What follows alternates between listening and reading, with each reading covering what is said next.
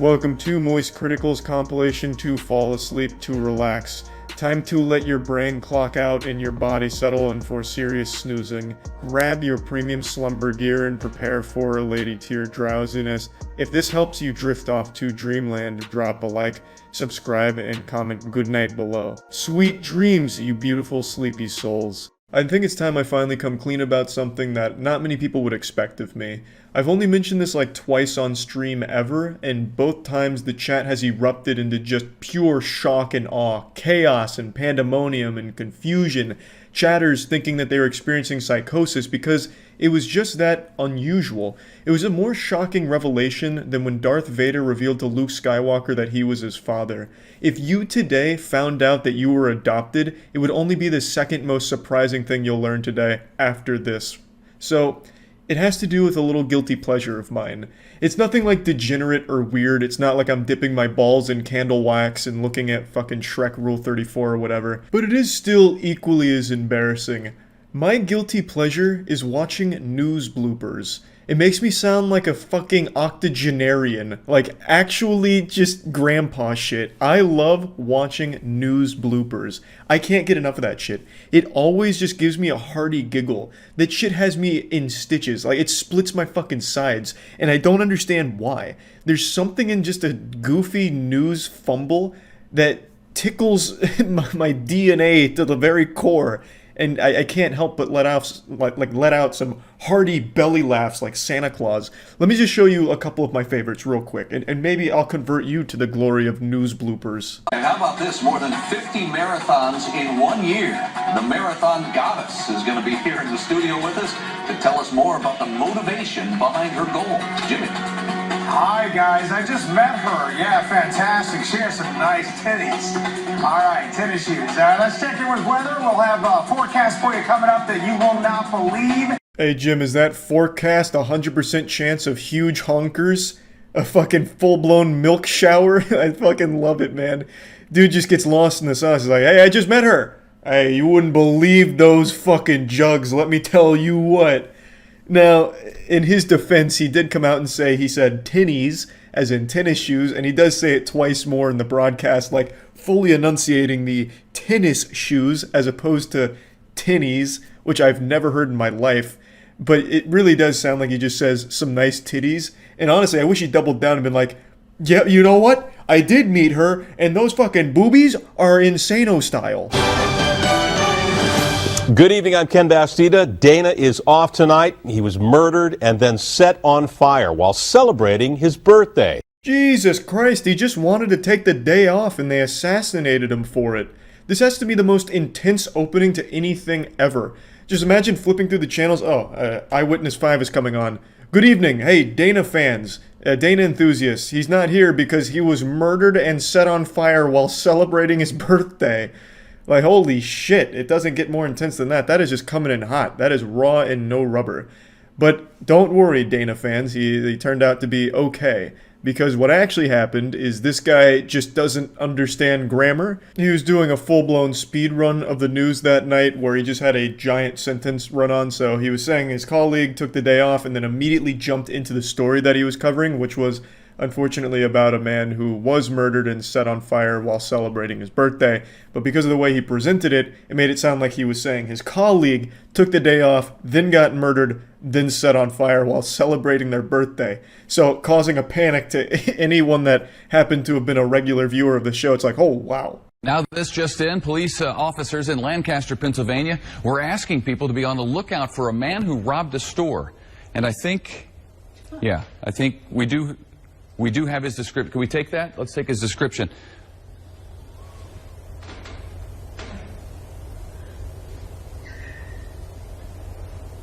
Okay. This is the guy they wanted people in Pennsylvania to be out on the lookout for. Yeah, so all of Pennsylvania was on the lookout for a fucking Charlie Brown character there. Now, this is a real thing. At first, when I watched this, I thought it was satire. I still laughed, but I thought it's just fake. It's a good goof. This was real. So what happened is there was an eyewitness that saw the man and decided to quickly sketch him out as fast as she could, and the police used that amateur sketch on the television program here, the news, to broadcast it and see if anyone recognized it based off of this like third grade crayon interpretation of a human being. And the lady who did it has a really good attitude about it, and it really did help because they caught the guy. Stands about 5 feet 4 inches tall. There it is. Get a good look for yourself. Oh, and now I'm getting word that police actually caught this guy. Thanks to the sketch, no doubt. So, here's a picture of the real guy next to the sketch that led to his arrest. Where's the pointy chin? It's uncanny, Lisa. The guy on the left. I had to do a double take. I wasn't sure which one was the actual criminal and which one was the sketch. They did a great job here capturing it, and I do agree the news anchor goes on to say that the sketch artist deserves a raise. I think so too. That's a whole brand new profession right there that she's just unlocked. Just another great news blooper. There's so many more I could show, but I just really fucking love news bloopers. It is my guilty pleasure. It's not something like I'm super proud to talk about because that is like the most old person hobby ever, just watching news bloopers, but I love that shit. And I figured I'd make a whole video just coming out and saying it, right? You know, I'm not ashamed of it anymore, right? I'll own it. I fucking love news bloopers. So yeah, I just wanted to get that off my chest, and that's about it. So yeah. I'm often ridiculed for my cooking ability. Every time I get in the kitchen and enter my gourmet chef avatar state, I'm usually met with a series of insults, even though I just wanted to prepare a delicious meal for my friends and family. They seem to just think that it's trash. And I've had just about enough of it. Quite frankly, I'm peeved. And I decided to consult the best chef I've ever known, which is my mom. I asked her to teach me her forbidden chicken recipe. It's called Good Chicken. I named it when I was in like 7th or 8th grade, and my mom's made it ever since. And we've always just called it Good Chicken, so I had her bestow upon me the ancient wisdom of that fine meal, and I'll go ahead and show you her preparing it, and then I'll show you what happened when I prepared it for my friends. Whenever you're ready. Are you gonna do this? Not tonight. Oh, I'm doing it? Yeah. And I've let them get room temperature, and I'm gonna smash them now. Flatten them out with a rolling pin so they cook even. Okay. Okay? So I put some flour in this dish. And then we use the panko Italian style breakfast. I'm going to put those in there. And we're going to take them and we're going to dip them in the flour. Okay? And then we're coat them with the egg. Get the breadcrumbs. And you want to smash this onto them so it sticks real good. So simple, someone as stupid as me couldn't fuck this one up, or at least you would hope.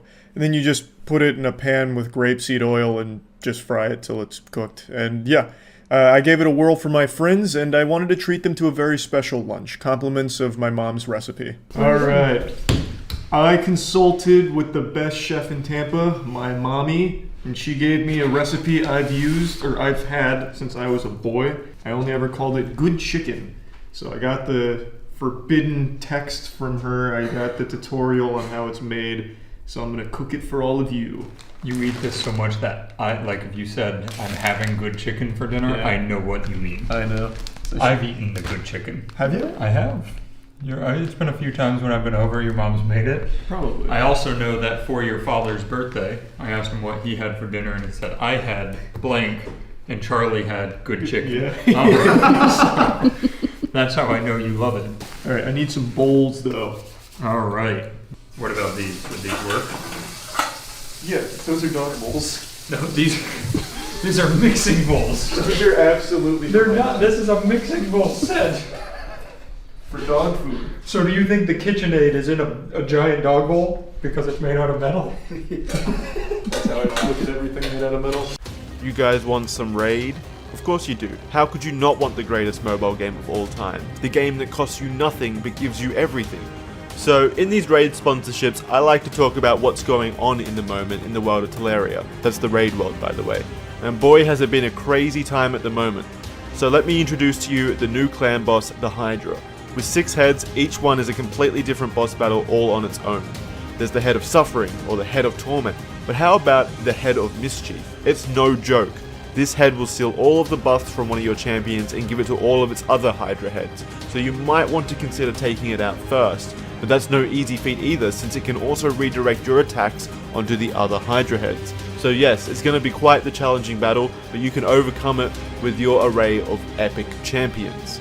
That's right, you can get incredible mobile graphics, amazing clan battles and social interactions, and you can start building your team of champions for PvP battles right now for free. And something is always happening in Raid, like they just released a bunch of awesome new champions, along with a brand new Faction Wars script for the Shadow Kin, one of my favorite factions. It's a new year as well, so there's events and tournaments and a special fusion event where you can get one of Raid's newest legendary champions. Talk about starting off 2022 in the best way possible.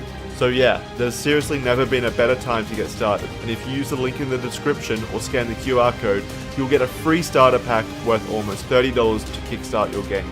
We're talking a free champion, Aina, 200k silver, 1 energy refill, and 1 XP boost, and 1 ancient shard so you can summon champions as soon as you get in-game. All of this treasure will be waiting for you right here. I'll see you in-game. I'm gonna pull out all the bowls so you can decide the size. Wow. Yeah, you think I have 9 dogs of various sizes? I just also want to talk about the packaging here. Like, what the fuck is going on with the Ziploc? She labeled them. I love this. So that way I wouldn't get confused. And this is so he doesn't get salmonella. Yeah. Chelsea, you gonna break your vegetarian streak today? No. With chicken? No. Okay. I'm gonna do well today. I think you're gonna kill it today. The only thing I might not You might kill me. is cook it long enough. So Wait, that's the only problem I'm concerned about. that's like the least important step, honestly, making sure that it's cooked, I'd say. So this is the secret ingredient, panko. Oh, nice. That's right. Like, do you beat the meat? Do you make it flat? Yeah. Yeah. So we're making chicken schnitzel. No, Matt, we're making good chicken. Good chicken, my bad. I think that might be it. Nice. This is a very important step. We want it nice and thin. Whoa. A little too. I thought maybe that'd speed it up. This is why when we were picking out the countertop, they were like, you want this that you have to be dainty with? And I was like, no. I want it to survive explosions. Yeah. All right, and then we get the chicken. Flour. Nice. Oh yeah. And then into the egg. Nice.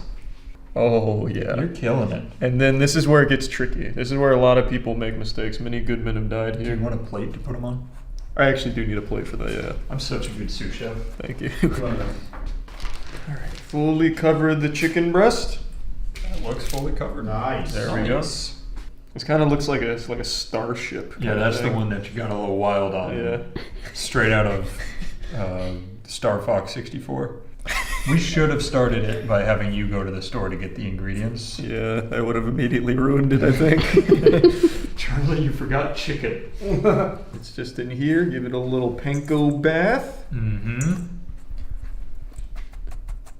She's looking crispy already. She's going to be a good You one. okay stacking them, or you want one more plate? That's fine. We can stack them. Perfect. I think you've made one other thing for me, and it was purposefully burnt chicken parmesan. I don't know why you're saying purposely. You poured the red sauce into the frying pan. Yeah, but On it top. should have worked. It should have. Technology just isn't where we need it to be for your level of skill. A little chicken massage. Let me get a little finger panko on there too. Yeah, this is how I remember Charlie cooking. Yeah. There's always something about a finger. Last time it was a fingerling potato. That was a good one though. That was. All right, is that pan heated up? Yeah, you want oil in it? Yep. A certain amount, or just glug it all in? I'll tell you when to stop. My hands are a little dirty. Wait, do you fry it in grapeseed oil? Yeah, it's a high heat oil. Yeah, it's a high heat oil. All right, here comes the gourmet. Oh, look at that transfer. Splash. Ooh, away from you too. That was beautiful. We'll do 2 at a time. Perfect. Here, I'll give you a turn so it's a little easier. Splash. Okay. And then we come in there, kablammy. Nice work. Kerblamo. That's my catchphrase in the kitchen.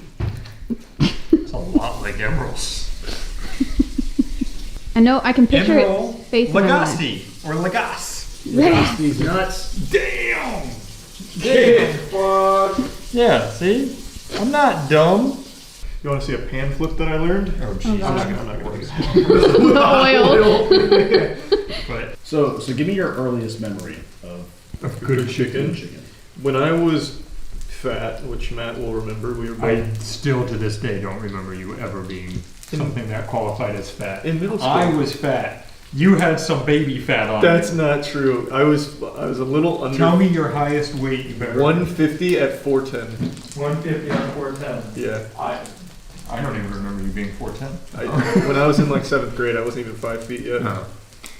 I was massive. Yeah, no. Well, you were on like a new planet. I was like, I was not in good shape. So I used to ask my mom for healthy recipes, and she saw panko was like pretty healthy for lightly breaded chicken. So I was like, okay, make that. And I was like, that was good.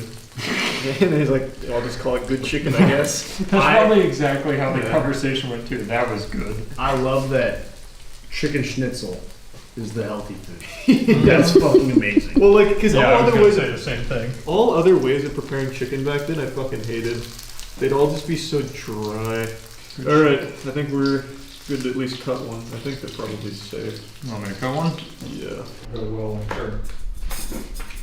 Oh, she's pretty solid looking. Still That's pink. pink. Definitely still pink. Pretty good looking. I mean, you can have it if you want it. Looks good though. Yeah, we're running out of oil here. We do have more, but Probably shouldn't use it yeah, yet. probably not. Well, I mean, if you're gonna add it, just add it on the side and let it go down. Oh no. You can pull them off the heat for a Yeah, bit. I think I'm gonna have to. Really know what these We'll have to recut. Oh, It's looking good. Flip this bad That's just crispy. She's not worth it. It honestly looks good. this one's still good. This one, You're I fine. blew it. Don't you worry about I'm it. sorry, Matt. It looks good. I'm sorry. I want to eat it. What do you think, Chelsea? That looks I'm good. pretty sure it's pretty close. That Chelsea looks doesn't even like, eat meat. but I've cooked it before. I would cook it a little bit longer. I don't know. I mean, it's white. It's definitely not pink. Yeah, but and it's producing white juice. I say if you give it a bit on both sides, you'll be fine. Yeah, we can do that then. You're probably right. it smells great. I will It say does that. smell good. Is that seasoned panko?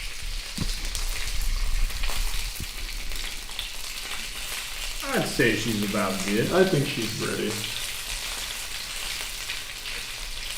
Do you think we have any trauma and that's why we refer to everything as a she? We've never had a male anything. No, that's just how it goes. Oh, that's gorgeous. Yeah, that's, oh my god, that's golden brown on the Close up outside. here. Woo! Marshmallow white on the inside. Look at that. Marshmallow That white does is look how I beautiful. like my chicken. Now the question is, how good is it, Matt? Are you gonna try it? Too hot? It's definitely Definitely way too hot. Yeah. No. I'll cut it into pieces so that it cools off faster because I'm excited. Hot. That's very hot. I can already tell Caleb's feeling it. I'm good.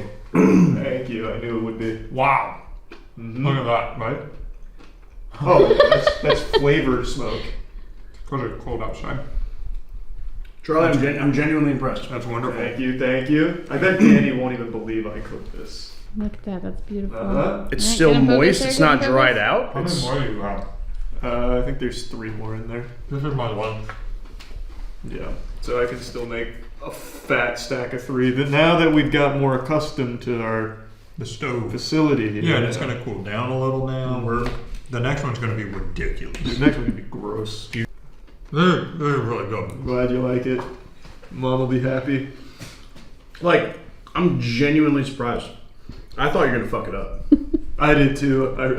Without Matt, I probably would have. Just for the record, if we go back to the chicken parm conversation, if you did exactly what you just did, Yeah. and then you put some sauce and cheese on the top, throw it in the oven, you got chicken parm. I had the right idea with chicken parm in the wrong order. You did not. You took unbreaded chicken Right. in the pan. That's right. A literal ladle of red sauce and put it on top. And you made a disc of red sauce. That's right. And that's how you're supposed to do it. Right, On just- lower heat. Right. Yeah. Yeah, you kind of smoked us out of the kitchen Yeah. at that point. Danny just walked in. They actually really liked it. Did you make this or did he make It was this? me. Matt helped me. Was it him? It was Matt- Charlie. Matt- We literally said you'd have to play back the tape. Wait. I'm impressed.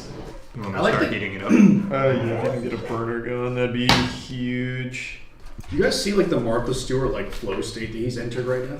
I know, right? I'm fucking in it. Like how gently he's handling the chicken, like transferring it from to bowl. It's just, And he's just talking with us. He doesn't even have to focus anymore. it's amazing. I don't even need that plate anymore, Matt. You don't. Get some grapeseed oil in that bitch for me. Oh god, you go. Well, it's not hot yet. Approximately 50 milliliters, please. All right. Circular motion.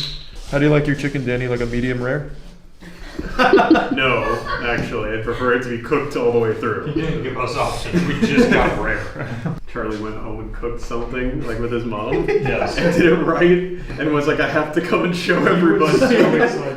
We're gonna find out Charlie wants to transition into being a chef I know. instead of what he does now. He found his passion. I still hate cooking. Shit sucks. It's too slow. Breaded chicken. Yeah, it's too slow. Good chicken is a good name for a restaurant. Good chicken. Good chicken, yeah. Don't you dare try to compete with PDQ. It's futile. If I opened That's where a EQ. if I opened a restaurant that was nothing but good chicken, I'd put PDQ out of business. Yeah. It's saucy. Alright, here she comes, a splash. Nice. Listen to that sizzle. And then Listen ready? to that baby purr.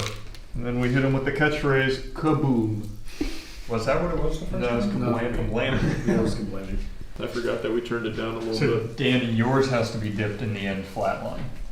Oh, okay, yeah. That's how mom makes it. Yeah. That's why Charlie's so good with I spice. can tell when I walked in, you all were sobbing Yeah. on the floor. Yeah. No, we just told a sad story. Yeah. That's why that happened. You look like a natural. Yeah, I hate cooking. Well, every chef hates cooking, let's be honest. Wasn't cooking your first 99 though? In RuneScape, it was actually making wine. You ever met a happy chef? I haven't. Never been a chef. But, I mean, Gordon Ramsay seems pretty happy. well, he's Super got a lot of rich. money. Yeah. He also makes TV shows. And he doesn't. He never looks happy on TV. But notice how much happier he seemed the further away from cooking he got. He was pretty pissed in the beginning for his first season of Hell's Kitchen, and then he was like, I'm rich and yelling at people on TV, I'm good. What if we threw Charlie on Hell's Kitchen? I'd love That to. would be so fun. Yes, chef. Just out like in the middle of his sentence. My dish I bring up to him to represent me would obviously be good chicken. No matter what it is, it's just good chicken. We need Charlie on the shrimp station. You got it. Where's the panko? He smooshes the shrimp into a paste and coats the panko. What's this? Good shrimp. I mean, that's basically like a coconut shrimp almost. Yeah, it's pretty close. What if in lamb? It's good lamb. Yeah, good lamb. What if we had a cooking series where it's like Will It Good Chicken, where we take the same exact thing? Squish a banana in a bag, deep fried in panko. I think we could come up with like Isn't that just what the state fair is? Yes, pretty much. Smelling good. Yeah, this is gonna be a really good batch. You're killing it. Are you excited? Is that your shirt? It is, yeah. Damn. I pretty much only wear moist shirts now. It's a nice shirt. Where can I get it? CharliesWhiteShirt.com, Matt. You know this. Alright. Put it in the description so I don't forget. I left this one down a little too long. I think that one looks Yeah, great. it's good. Yeah. Do you want me to check that one? Yeah, so we check it. Yes, chef. I'm practicing. Mm-hmm. Moment of truth. Yeah, I think Drum roll. it's gonna be cooked. I think it's looking good. I had it on the burner. It looks like. That's honestly Piece as of chicken. perfect as it could get. Check this one. I'm pretty happy with how it turned out. I was a little nervous, but I stepped up to the plate and delivered beautiful, good chicken. Matt's going back for 3. He enjoys it. I really do. Is it more the chicken, or is it more the fact that Charlie made something for you? That's right. That is edible. I think that he made something for me. Spot on to your mom's recipe. I knew it would be. I channeled her energy today. I felt it. We should have your dad try and cook it too. My dad knows one recipe, and it's oil tacos, where he just takes like a soft shell tortilla, dumps oil on it until it's just fried and like still kind of liquidy, and puts taco shit in it. Really, I used to love it. I think nowadays I'd probably puke. Good. So that's the next recipe we're making? Yeah, we're gonna make oil tacos. I had Alright. this, but instead of chicken, you can put a tortilla Yeah. in it. Well, the way way he described it, the oil goes on first. No, it is literally like, imagine if this pan was grapeseed oil as a pool, and he puts a taco shell in it and fries it in there. That's a chimichanga. Yeah. No, a chalupa. It's more like a chalupa, but I've never heard of somebody actually doing that in their own home. Nice little chalupa. Gamer rage. Anyone see this video? I saw it floating around Twitter, but I didn't watch the whole thing. There's apparently 2 parts to it. Now, from what I understand, this gamer rage was so intense that the kid actually got kicked out of his college for it, but I don't know if that's confirmed. So let's do a little research now. Collegiate Call of Duty player reportedly banned for behavior in viral clip. Oh, he got kicked out of the college esports program, I guess. Q confirmed with .esports that Miami University banned him for trash talking another team at an event breaking the university guidelines. They also issued a statement confirming Q breached their agreement and saying the correct course of action was taken. So his name is Q? That's fucking awesome. That's like straight out of 007. The guy that used to make all the gadgets for him.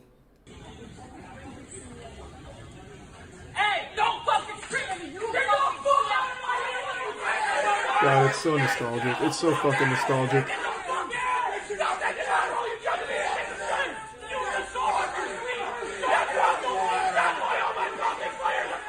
I love that the guy stands up so calmly. Like, it's just all business. So slow, looking like Tobey Maguire in Spider-Man 3, and then he lets the demon out.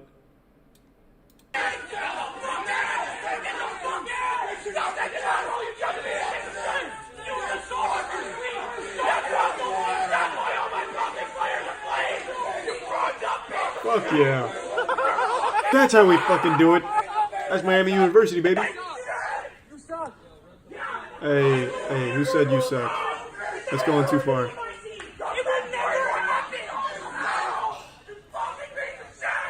I love the voice cracks.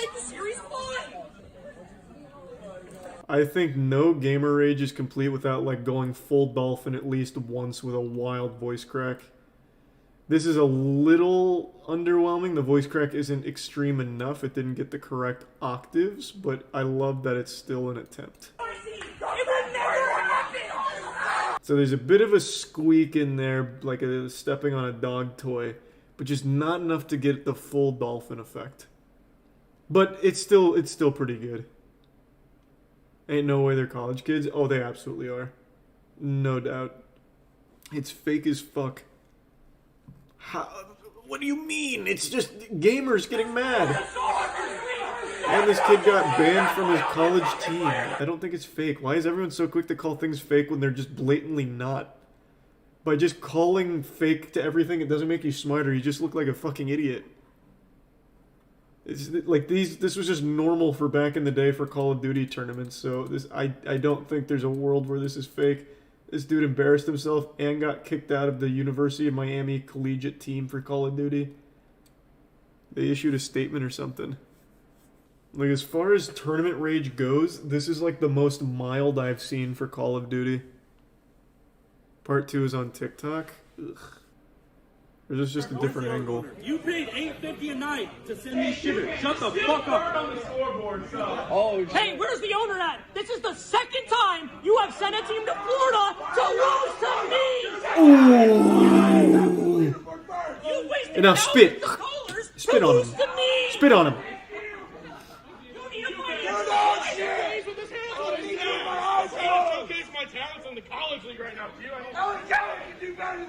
Okay, good voice crack. Okay. Now we're getting somewhere. Oh, this is the original. Okay, is that it? Just got banned from my school's esports program. We need more gamer rage moments. Hey, hats off to Q. Man was taking us back old school style. Bro, I can smell the room from here. I don't think Call of Duty players ever had a reputation for being stinky. Just cringe. More rage. I love gamer rage. Give me a good one. Here, how about this? We'll just go back in here and see what we got.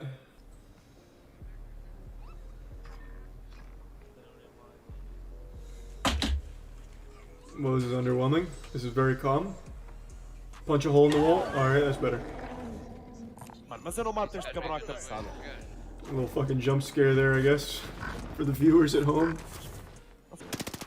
Damn, this guy is having a rough time here.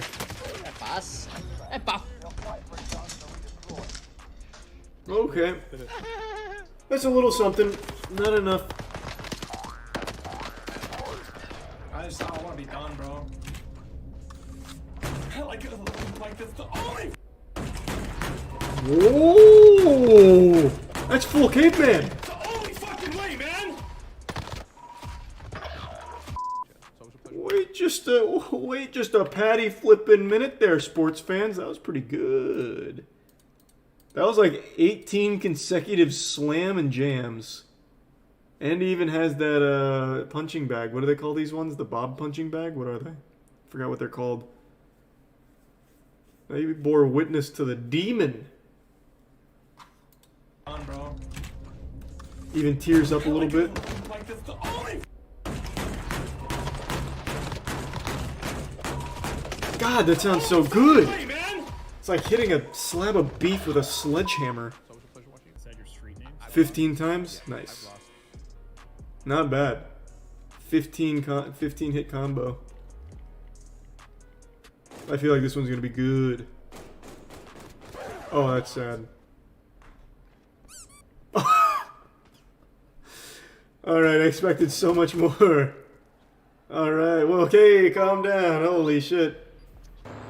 Oh, it's this guy again. Let's go.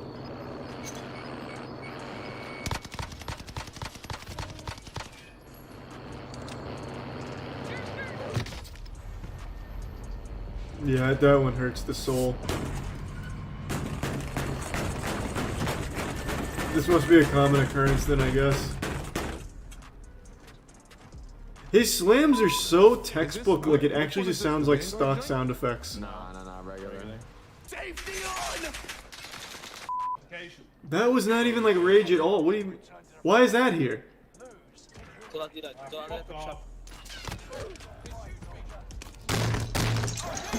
Nice. Pretty good, pretty good. That's such a universal reaction to getting mad at a game, is just slamming the desk with like a hammer fist. Anyone remember this iconic moment in esports history? Okay, well, which one of the other players on the other team would you say are your biggest competition in this game? No one, bitch. God, it's so fucking good. Well, you have lost 3 matches. So in a row, tough. So that kind of makes you the underdogs in this game, right? Yeah, we were only like warming up until now. Wow. So yeah, this is the. What a long meme. He just had that really cool line in his head, like, I'm fearless. The only man I fear is God, and even he doesn't make me that afraid. No one. Bitch. Like, right out of the Key and Peele sketch, when they say, like, bitch behind their wives' back really softly. And then drinking from an empty can because he gets nervous and scared afterwards. The can's very much empty. It's perfect. It's perfect. He regretted it the second it came out. He started regretting it before it came out. His heart is pounding right now. In this game. No one, bitch. Yeah. We've all been there where you say something and immediately regret it. The bitch is like an accident, yeah. Emo nerd smashes his room playing Step Mania. What a title. It sounds like one of those old fake videos. It absolutely is. 12 years ago, this shit is definitely going to be fake. I actually researched this story. It's real. Alright, we'll see. Ooh! Friday Night Funkin'. Oh, that feels good. I found the rage. Fucking what to do in this monitor. God, like... Well... I can't get a comfortable spot for my right hand. It was... At all! Like... It was like he was a bully throwing the new recruit up against the lockers in the locker room. The wall behind my fucking computer wasn't broke till I got this monitor, and now it's completely fucked to shit. Yeah, the monitor really ruined that wall. Oh, speakers in the way. Fuck out of here. Okay, yep, get that shit out. The speakers are just being real assholes.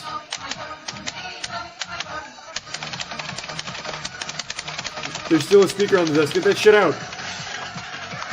Oh, nice. That should help. There we go. Oh! Yeah, look what I did. Oh, fucking well. We have plenty of space to run it, I'd say. Looks like I'm retired. Well, I mean, not forever. You can get another monitor. But it might be best if you did. For your own mental health and, like, the safety of all drywall. Video. Now I'm permanently playing Setmania.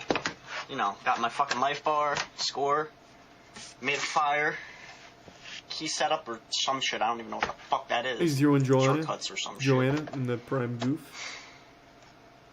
Let's post this fucking video. Why? Yeah.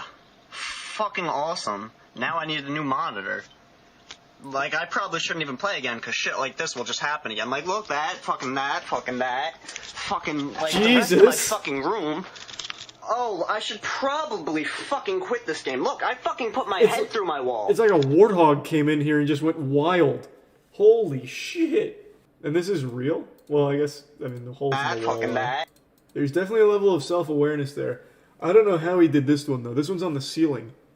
He must have, like, thrown his monitor up like LeBron James with the chalk before a big game.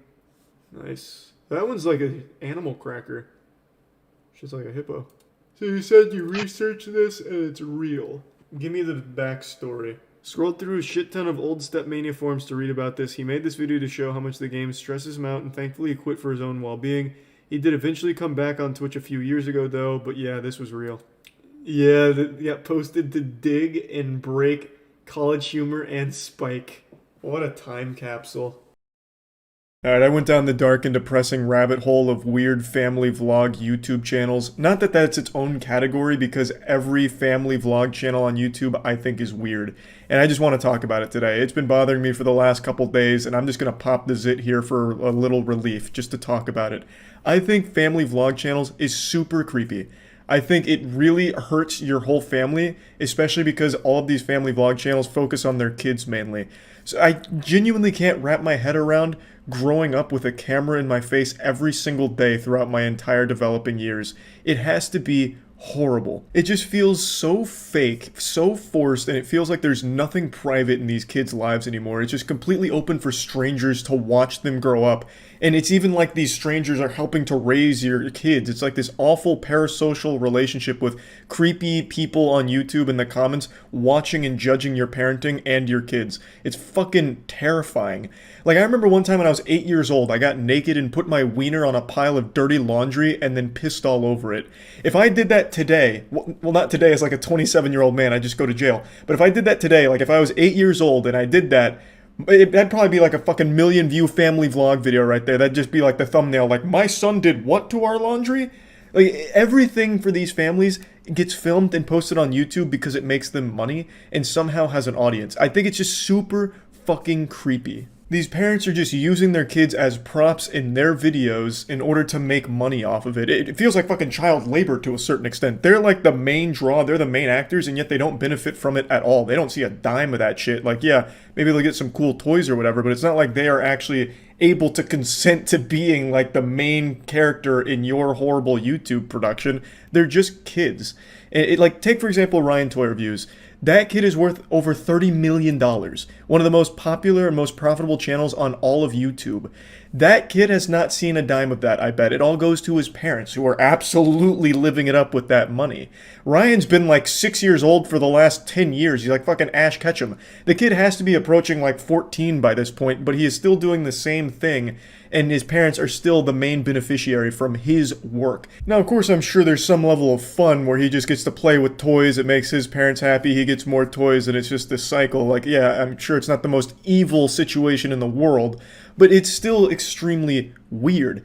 All of these family vlog channels strike me as just a bunch of narcissists who found a way to make money using their kids and using the least amount of effort possible just by shoving a camera in their family's face at all hours of the day. Like, there's a popular meme that went around last year where it was this picture here. Zam, she's only 12, so spicy. This comes from a family vlog channel with over 8.7 million subs. Now, the girl in their thumbnail wasn't actually 12, but I still censored it just in case. You can see that some of these families with these channels are fucking weird. Clickbaiting child porn for your audience is not okay. Like, who the fuck does the Prince family think is watching them? Jared Fogle? Like, are they trying to appeal to, like, pedophiles or something? Like, what the fuck was the point in taking a woman in her bra and panties, calling her 12, and then saying she's spicy on your thumbnail? It's fucking weird. Now, I want to make it clear, I don't think every family with a vlog channel is a dysfunctional group of goofballs that, you know, hurt their kids or make their kids' lives miserable. I'm not saying that. I'm sure there are some genuinely wholesome families out there where the whole family just enjoys getting together, like, once a week, once every 2 weeks, maybe once a month, and doing like a family video together. I'm sure that exists. I have no doubt about it. I'm focusing more on the family vlog channels that are like daily or every couple of day posters that are literally at all hours shoving cameras in their kid's face. It's not healthy, and these families are not doing a great job of raising their kids. I'm not like some kind of fucking child psychology expert or anything, but I think I can say with confidence, no one growing up wants to be constantly monitored by complete strangers. Sounds like a nightmare, and God forbid you actually have like a serious problem, because then the whole world's gonna know about it. A lot of these family channels, their most popular videos are when their family's going through something rough. Like one of the kids breaks their arm, or one of the kids gets in trouble at school or something, and the video's them being disciplined, or them at the hospital, or crying. Those get the most views, which is why you see so many thumbnails with the kids in pain, or crying, or something like traumatic going on. Like, you remember Daddy05? That was an extremely big controversy. That was a genuine abusive family that was actually hurting their kids for views on YouTube. I'm not going to go too deep into that, but I'm sure most of you remember. That's not exactly uncommon on the platform, I imagine. These videos where the kids are in distress, like just really upset about something or even injured, are really popular on these channels. I honestly wouldn't be surprised, and this is just a full-blown, like, Alex Jones level conspiracy here, full-blown tinfoil condom, but I really wouldn't be surprised to learn that a lot of these family channels actually set up these awful situations for their kids for the sake of views. Like, oh my god, my son, Nicholas, just got hit by a rogue baseball bat that flew out of a pickup truck that went by. It must have been a drive-by attempt where they threw a baseball bat at my son and it hit his ankles. Now they're clearly broken. Oh my god. Nicholas, are you okay? Oh, look at how hard he's crying. His ankles are truly shattered. Can we hit 100,000 likes on this video for my son's broken ankles? I'm gonna have to get him to a hospital. He's very upset. Oh my god. And the only thing that's gonna make him feel better is 100,000 likes on this video. And then you'll see, like, a week later, all of a sudden, oh my god, Nicholas fell off the top turnbuckle of our WWE wrestling ring and landed on a pit of broken glass that was just left there by some irresponsible builders. Oh my god, Nicholas, how are you feeling? Oh, can we hit 100,000 likes on this video? Nicholas is very upset and in pain. It's so sick. Really, just search any family vlog channel on YouTube and some of the most recent videos are probably going to be exactly what I'm talking about. Like here, this is the Prince family. 6 days ago, Grandpa gives kids a whooping. And then right before that, back to back, DJ almost drowns in the swimming pool. And then if you go to the most popular family vlog channel, the Ace family, literally their most recent upload, Steele got hurt bad on camera. Then in stars So Unexpected. Which just sounds like sarcasm. It just sounds like the Ace family is laughing about this, like, haha, yeah, Steele had no idea that one was coming. How unexpected, I get pranked. You know, like, it sounds like they're actually celebrating that Steele got hurt here, because it meant more views for them. And then if you go back a little bit more, the dog bit our baby, scary moment. Like, a lot of these videos, and it really doesn't take long to find them because there's so many on all of these family vlog channels. It's like they really, like, start pumping their fists like, yeah, my kids got hurt, there's gonna be big views. You can find so much of this. So it's not even like wholesome families doing wholesome shit. It's these really sick families celebrating and capitalizing off of traumatic experiences of their children. Like, just imagine, you can't even cry or get hurt without your parents filming you. That's an actual nightmare. And then it gets posted online for everyone to see. Your classmates might see it. Like, you just grow up in the eyes of complete strangers. That's terrifying. And there's no way kids can, like, fully grasp that concept till they're much older. And yeah, maybe some of them are okay with it as they get older because, you know, maybe then they actually start to see some of the money that they've made for their narcissistic parents. But even still, it's not a good environment to raise a family. At least I can't imagine that it is. It's so weird. And the audience is even creepier to me because the audience is two groups. It's little kids and old parents. Parents that their kids have already grown up and moved out of the house, so now they live vicariously through these YouTube families, and little kids who just see these other kids getting toys and attention that they might not be getting in their situation. So both of these groups, I think, are in very sad places for different reasons. Kids that come from broken households that get glued to this content because they're watching these kids live the life they wish they could. And then you have parents that are well past their prime, whose kids most likely don't live with them anymore, don't talk to them anymore, whatever. They watch these family vlog channels and get attached to them and try and like raise their kids through the YouTube comments. Scrolling down into the comment section on a family vlog video is more sad than watching an ASPCA commercial. It is depressing. You'll see a lot of the commenters, at least on the channels that don't have comments disabled, you'll see a lot of the commenters are older women who their motherly instinct kicks in. So like on the Steel Got Hurt video, you'll see a lot of them be like, oh my god, my reflexes kicked in and I grabbed my hydrogen peroxide and poured it on my keyboard hoping to help Steel. Oh my god, oh my god, thank you for helping him. I got so concerned there for a moment. You'll see how attached they get. They, as a viewer, feel like they become part of that family because now that they're older, they don't have like a real kid to take care of or anything. So they're settling for the next best thing, which is living this fantasy where they're somehow helping the Ace family raise their kids or helping in their lives somehow. And then from that, you'll see a lot of these older women feel entitled to know everything that's going on with the family, which is why you have a lot of these family vlog channels make videos that get way, way, way too personal and share way too much about themselves as parents and their kids. Like I've seen a bunch of these family vlog channels where they're like the couples going through like a lot of issues and they share all of them with their audience because the audience demands it. And it's like they're never satisfied. They need to know every single detail. They just become so unhealthily attached to what they see on these family vlogs. So yeah, anyway, that's about it. I just wanted to talk about it. I hate family vlog channels, but I understand they're not going anywhere and they're probably only going to grow in popularity. I just wanted to at least talk about this since I had been thinking about it for the last couple days. That's about it. So yeah. Have you ever been angry? Have you ever seen a grown man's penis? We're about to talk about one out of two of those things. Anger. It's such a weird thing. Sometimes the simplest shit can just set it off. Human emotions are cringe. Let's just face the facts. I just read something that immediately it grinded my gears, I'll say. It made me very upset. And it really shouldn't have. It was something super small and I know better, but I just couldn't help it. Still have that little Neanderthal brain where sometimes something just sets me off and I can't help but just go, hey, I'm not happy, not feel good, and I start bonking a stick on my table. And it was just over a single word in a news article I was reading. So let me paint you a picture here. I'm not going to pull up the video, but I watched a video of a random assault that took place in New York, which is basically the home of random assaults.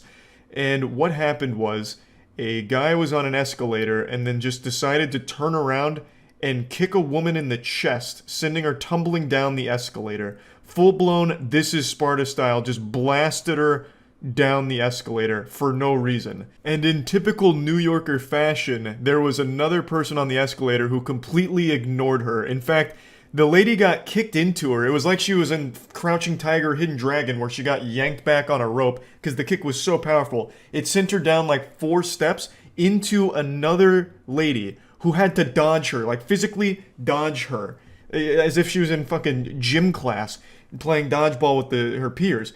Dodge her, and then she keeps tumbling down the escalator behind her. She turns around and then just goes about her business, casually rides up the escalator as if nothing's wrong and this is just a normal occurrence.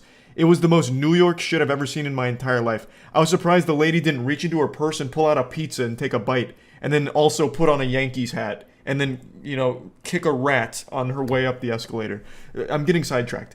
But anyway, it was an assault on an escalator with no fucking context, and the article written about it called it an alleged assault. And that shit sent me into a frenzy. I was ready to fucking kick my desk down an escalator. Like, what do you mean alleged? I just watched this guy do it. And I understand the definition of alleged. I get it. I'm not a fucking idiot. I'm pretty stupid, but I can also use Google. Like, I understand the definition. I understand why it's used in these things. But my god, it doesn't make it any less frustrating when you actually see all of the pieces of the puzzle. You see the assault. You can physically see the guy crank his foot forward and blast her and then go about his business. It's all captured on video. I can't say it's in 4K because all of New York security camera looks like it's negative 160p. It's like I'm watching an old fucking sex tape from the 1960s.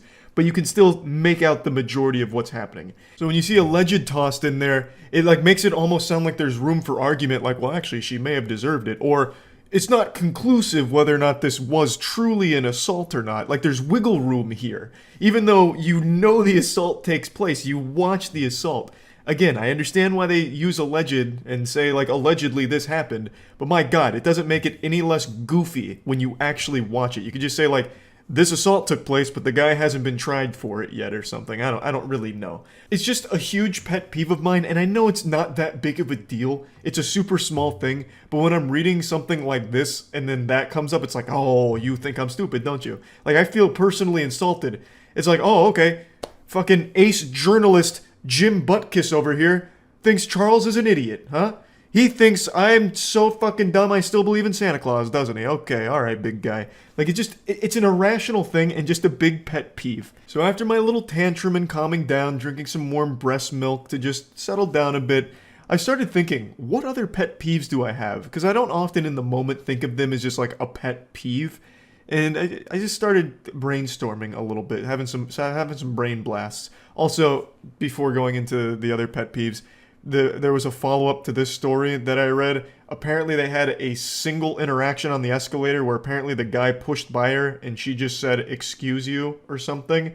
And that's what triggered this response, so it wasn't completely random. There was a single sentence, not even a full sentence, spoken to him that set him off to do this. So anyway, still a giant asshole, and hopefully the assault charges stick. I don't see why they wouldn't, but they are still alleged from what I've read. So the next little small thing that always makes me a little grumpy is something that happens on stream pretty frequently when it comes to a new game. It's not so much backseat gaming, which I expect. It's Twitch, of course. But it's backseat gamers that haven't played the game or give the worst advice with such confidence.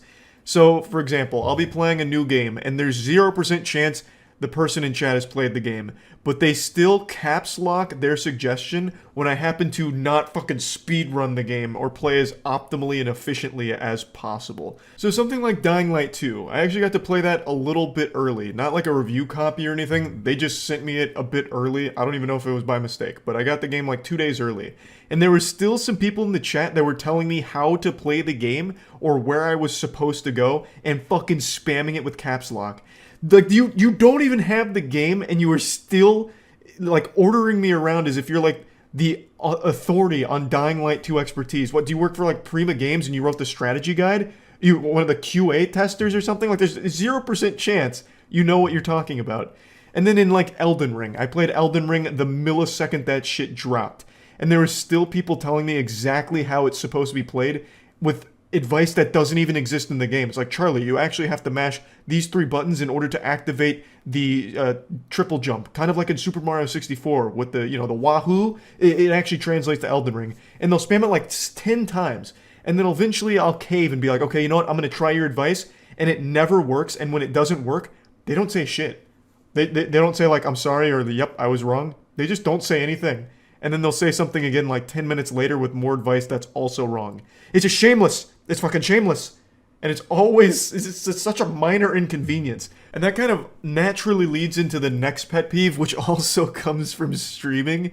And it's the people that will come to the stream just to say they don't like the game I'm playing or whatever activity I'm doing. It's like, you stupid son of a bitch. You can see in the title or like right under the title what I'm playing or what I'm doing, and you'll still come and whine about it and then demand that I switch games or do something else. Why? Just go somewhere else. I'm not your fucking dad coming in there with a belt forcing you to watch the stream if it's not something you want to see. Go watch what you want to watch, man. I'm not fucking holding you hostage. Why? It blows my fucking mind because they will sit there for hours, and I'm not exaggerating, hours, complaining about the game or whatever I'm streaming if it's something they didn't want to see. Why? Why are you wasting hours doing that? Like, I know you're not a bot There's a pulse on the other end of that keyboard, a sentient human being that is manually typing this shit for hours, saying that I have to switch games because of you, because you personally don't like it. Fuck, it's so silly. And both of these kind of feed into another pet peeve of mine that's a little broader. I hate people that just can't admit they were wrong about something. I hate it. I hate mental gymnastics in order to justify some shit.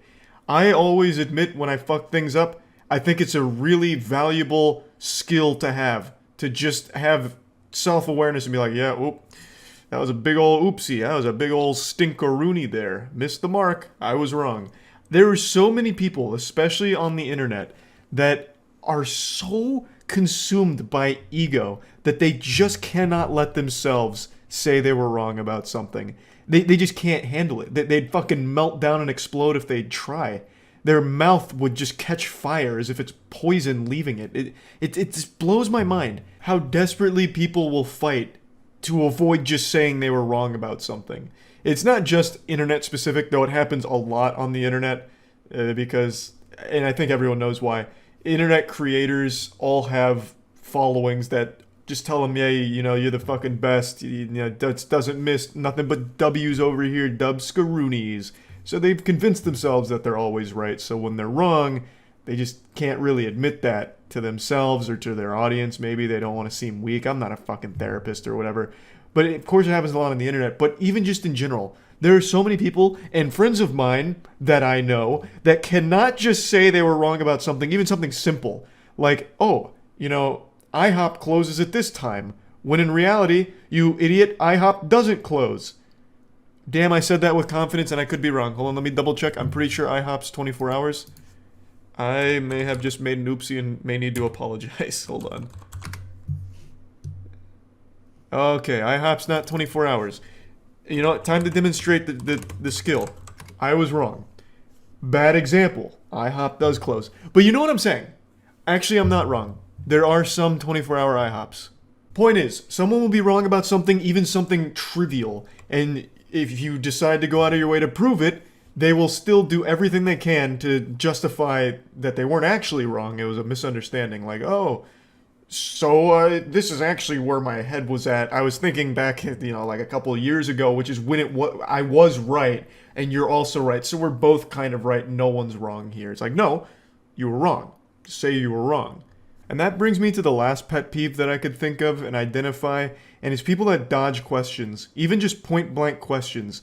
You'll ask someone something, and they'll just tiptoe around it forever. Literally forever. I saw a video of, I think it was like a Canadian council meeting, where there was a guy that just kept saying, how much does a house cost in Ottawa? And the guy that he was asking it to would stand up and say, we've created a lot of jobs. And this went back and forth for 3 minutes. Him just saying, how much does a house cost? And the guy just saying, we created a lot of jobs. The economy is recovering. We're doing great. I hate question dodgers. I hate it. Just address it.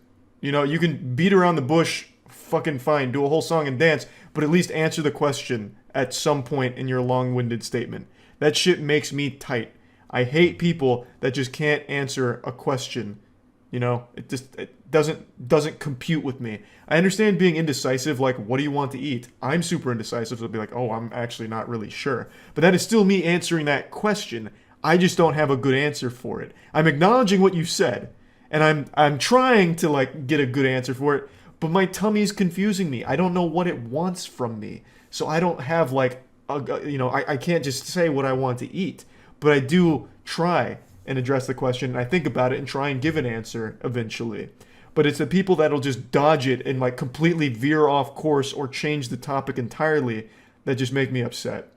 And I guess to a certain lesser extent, the people that'll take everything and then make it about themselves. So if you're having a conversation with someone or a group of people, and there's that one douchebag who's like, oh yeah, whatever. My experience was actually a lot better. Oh, you had 3-day-old shrimp from the gas station across the street? I actually had week-old shrimp from that same gas station, and I'm still cooking, so what's up? I'm better. Of course, the one-up shit, no one likes that. I think that's just a pretty common pet peeve, if you can even call it that. It's just human nature to hate that kind of person, because that shit is trash. But, again, these were really all the pet peeves I could think of, And it all stemmed from just reading one article about that assault in New York. Anyway, just wanted to talk about it a bit, and yeah, see ya. All right, folks, there you can see the tournament bracket completely filled. Oh, in. spoilers! We didn't get to What see an this one. incredible tournament it has been That hasn't so been posted far. yet. In our quarterfinal matchup, Oh, we shit. had 4 big matchups. Our final round between Shamokin Thunderclap, 5'6", and White Simba, 6'5". Oh, that's like me versus Matt. What? Holy shit! I didn't realize that White Simba was that tall. I mean, I knew he was tall, but I had no clue he was that tall. Oh, they didn't even post the Shamokin Thunderclap versus Battle Axe. Battle Axe might have like withdrawn.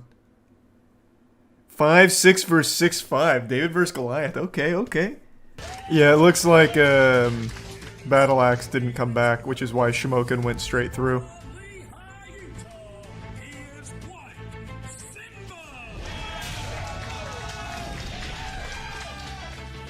Resub Ryan and Fetal.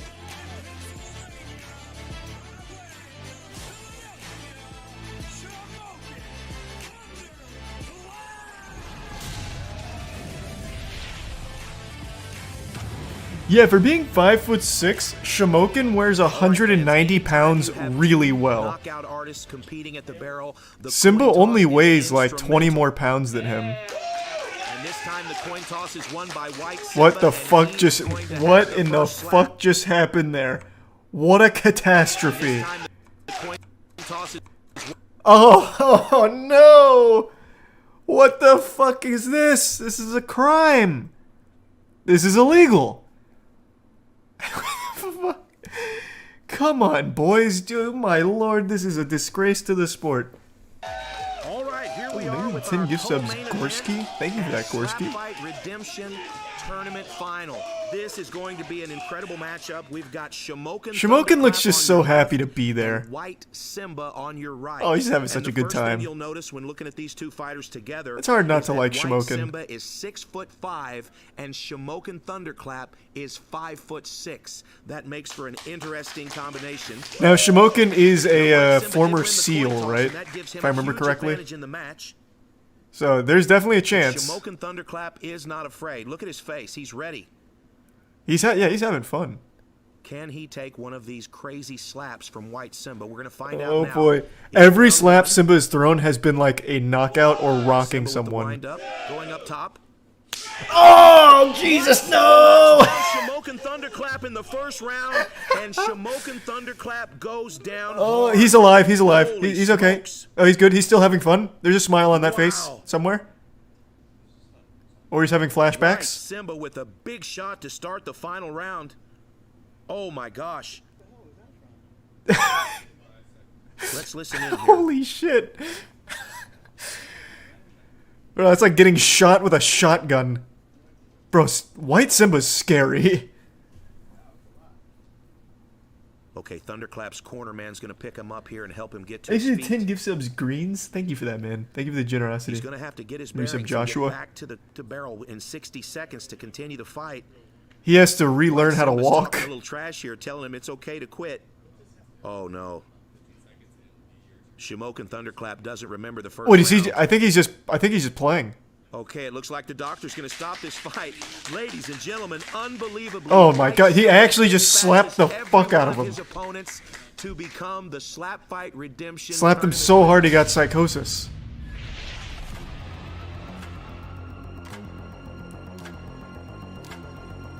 That's the first I've ever seen that. Actually just slapped the memory out of him. Bro, White Simba's so good. Holy shit. You are the winner of the Slap Fight Redemption Light Heavyweight Tournament. Yeah, I mean, that was one of the easiest things I've ever done in my life. You know, work hard, play hard. He said that after every match. My mom, for being so supportive, and yeah. Get ready for some big shit coming. I got some big shit coming. Oh, wait, look at the... I just noticed this swelling on his face. This man's got two chins cooked up here. That's Johnny Juice sending his regard from beyond the grave. Damn. Yeah, look at that. It's like he's got a jawbreaker in there from Ed, Edd n Eddy. So he definitely won the war, but he took a few shots in the battles at least. He tries to be the villain, but he seems like a nice guy. I think he's just playing a character, and he's doing it really well. God damn. Another day, another out-of-touch dog-shit MetaVerse presentation, desperately trying to get anyone, anywhere, even somewhat excited about the MetaVerse. I swear to God, there was more hype around getting the bubonic plague than there has been for the MetaVerse. People get more excited getting fired from their job than anything involving the MetaVerse.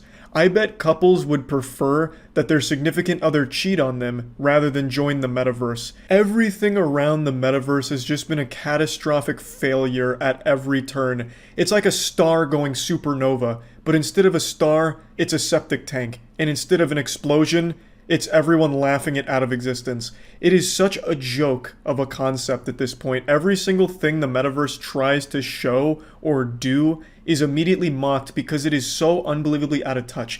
Today, they did a last-ditch effort to try and appeal to athletes, so now they have Coach Nat entering the MetaVerse in order to try and get basketball players excited about MetaVerse possibilities, and it's fucking abominable. This might be their worst one yet. I would rather watch my car get stolen in front of me than watch more of these MetaVerse presentations. It is baffling. Let me go ahead and show it to you. Coach Nat, rather than communicate by Zoom, to come down on the stage and demonstrate to everyone what you're able to do at these clinics. Hello, and thank you, Adam. Yeah, that is Shaquille O'Neal's voice, and I love Shaquille O'Neal. He's like the Keanu Reeves of sports. He's just so fucking likable. How can you not be a fan of the Diesel? Shaq could beat the shit out of me, spit on me, and leave me stranded for dead in the desert, and I'd still ask for an autograph afterwards and say nice things about him. He's definitely the best part of this awful event here, but you can tell he's phoned it in. It's just a paycheck for him. Now, all of the astute observers out there will have noticed that in the Zoom call, there was a lot of big names. Probably the biggest amongst them was Obama. I don't know why Obama was there. Maybe he was like the chief engineer behind the Coach Nat programming. I couldn't really tell you. I don't know why, but what a power move. Maybe they're crediting Coach Nat for Obama becoming president. Like, without Coach Nat, Obama would have never been elected to office, which would be a crazy selling point, but my god, that would be pretty fucking hype. But I don't know exactly what the Zoom call was about. Maybe they were all brainstorming like, how can I get better at basketball at 80 years old? You know, what does it take? Oh, Coach Nat, the local geriatrics athlete instructor. Alright, let's see Coach Nat app. And then they bring him out on stage. I can't find the whole clip. Not that I've looked that hard because I just really like this part. But either way, I like to just imagine Coach Nat is credited for everyone in that Zoom call's success, no matter what it is. Holy cow. I mean, we'd heard a lot about him during the pandemic, but I'd never stood next to him. My role is to help coach, train, develop the next generation of NBA talent. I know all the best moves and am untethered by one single dimension. I can even make a free throw. I don't know what it is about the MetaVerse where they have to choose the absolute laziest character design of all time, but they just have Coach Nat looking like a zombie, like a reanimated corpse of a basketball player at some point. And it's the same thing from like their Super Bowl commercial where they didn't even bother putting legs on any of the avatars. Second Life does a better job than MetaVerse. Fucking VR Chat does a better job than the MetaVerse. It is baffling how unbelievably lazy and out of touch the MetaVerse is. I don't know too much about the modern NBA, I haven't kept up in quite a few years, so I don't know exactly who's introducing Coach Nat, but he looks like Jeff Bezos on a keto diet, and somehow more robotic. He's like a failed android. I wouldn't be surprised if the presenter is actually part of the MetaVerse as well, just some kind of failed cyborg experiment that they've manifested through a 3D printer to go on stage and unenthusiastically introduce this MetaVerse coach. It's just so weird. It's like there's no human beings that actually work for these companies, and they just don't bother trying to hide it, just totally shameless. This dude has about as much emotion as a mannequin. He delivers the world's most unenthusiastic holy cow. He said it with about as much enthusiasm as me putting away clean dishes from the dishwasher. It's just, why even have this guy presenting your product? It's gonna like kill any potential hype it might have accidentally garnered. Because you have this guy who just doesn't seem like he gives a fuck about it at all. And you have Shaq clearly reading off the script, and this guy doing his best to memorize his lines like a child in middle school for a presentation. It just doesn't work at all. Like, how the fuck can this be your best foot forward for the metaverse? Before you leave, anything else you can do that you want to show the audience? I can even be the real Superman.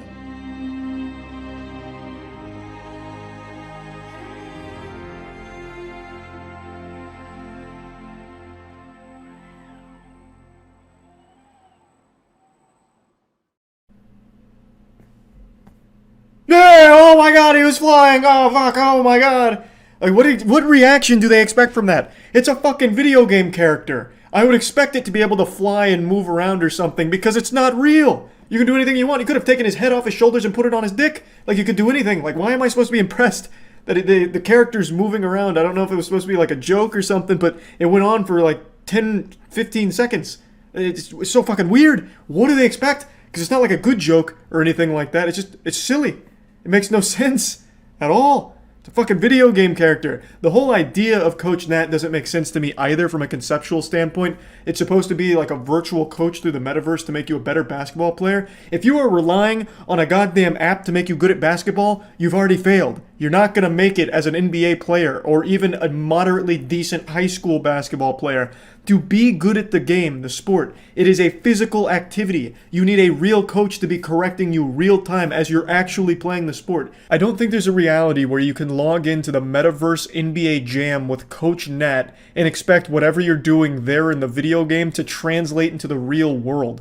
I don't see how that would happen. Unless it's like some kind of shit where Coach Nat also gives you some fucking microchip in your skull that is like the ball from Space Jam after he sapped all of the talent from NBA players and given it to you for, you know, $15 a month or whatever he costs. I just don't see the future of the NBA being in Coach Nat's hands. I don't think the best players are going to be suckling from the infinite wisdom of Coach Nat's bosom. It just doesn't seem plausible to me. You know, like, I was really good at Guitar Hero, but I fucking sucked at the real guitar. Like, there is just a difference between being good in a video game and being good in the actual physical world in the same, like, sport. I just don't see how that's going to change. Even if Coach Nat's giving, like, genuinely decent advice, like keeping your elbow closer to you when you're shooting is good advice. But you can already find that advice for free on YouTube from just watching, like, general basketball tip videos as opposed to paying for the Coach Nat tutoring in the VR metaverse. And again, if you're going to pay for, like, coaching one-on-one, why not just get a real world human being to teach you? Because then you can be in person and they can correct your form in real time. So you don't develop bad habits and they can actually give you the advice and show you how it's implemented as opposed to just being in this VR game. You can be ranked 1 in the Metaverse basketball program, but actually suck stinky shit in the real world at basketball. Because I don't think VR gaming ability is going to work on the court, right? Like, I just don't see it happening. So yeah, this is just another fat L for the metaverse here. I don't know why they can't get anything right about it. It is shocking. Every new presentation, every new ad is somehow worse than all the previous ones. It just keeps getting worse for it. I don't know how they keep doing it. But yep, just wanted to share this new one. That's about it. See ya. Cryptocurrency and scams, the most iconic duo. They go together like peanut butter and jelly. Today, a once massive streamer was exposed for stealing $500,000, roughly, from his fans. This is the story of Ice Poseidon and CX Coin. I'm sure you've heard of Ice Poseidon at some point. He used to be the most influential streamer on Twitch, but over the years he's faded into obscurity like a fart in the wind, just fleeting but stinking the entire time. Ice Poseidon's a name you still can't even really mention on Twitch. It's like Voldemort because he got banned on there quite a while ago, and then when he made the switch to YouTube, he never quite recovered. So his channel really faded, and now it's just kind of like talking about a fossil. But last year, he made kind of a resurgence. He announced a cryptocurrency called CX Coin. Now, even just at a surface level, knowing nothing about Ice Poseidon, it still seems like a stupid thing to invest in, just a random streamer who has no technological background announcing a cryptocurrency. You'd have to be pretty close to overdosing on Xanax to think that that's a worthwhile investment, but knowing his past makes it even goofier. Ice Poseidon has a history of openly scamming people and being super honest with it. He even went on stream one time just fully admitting to a Ponzi scheme he was running. In order for the investors to make their money back, what we do is we grow the company to a certain point, and then we have other investors come in, and obviously they invest their money as well, hopefully more than $2 million. So it's a Ponzi and then scheme. obviously when we get more than $2 million invested, You're using- the other investors will get their 2 mil back. It's not a Ponzi scheme or a pyramid scheme. Okay. I don't really know how to explain it, because I didn't explain that very well, I guess. That is the textbook definition of a Ponzi scheme. It's like he fucking read it right off of Webster's.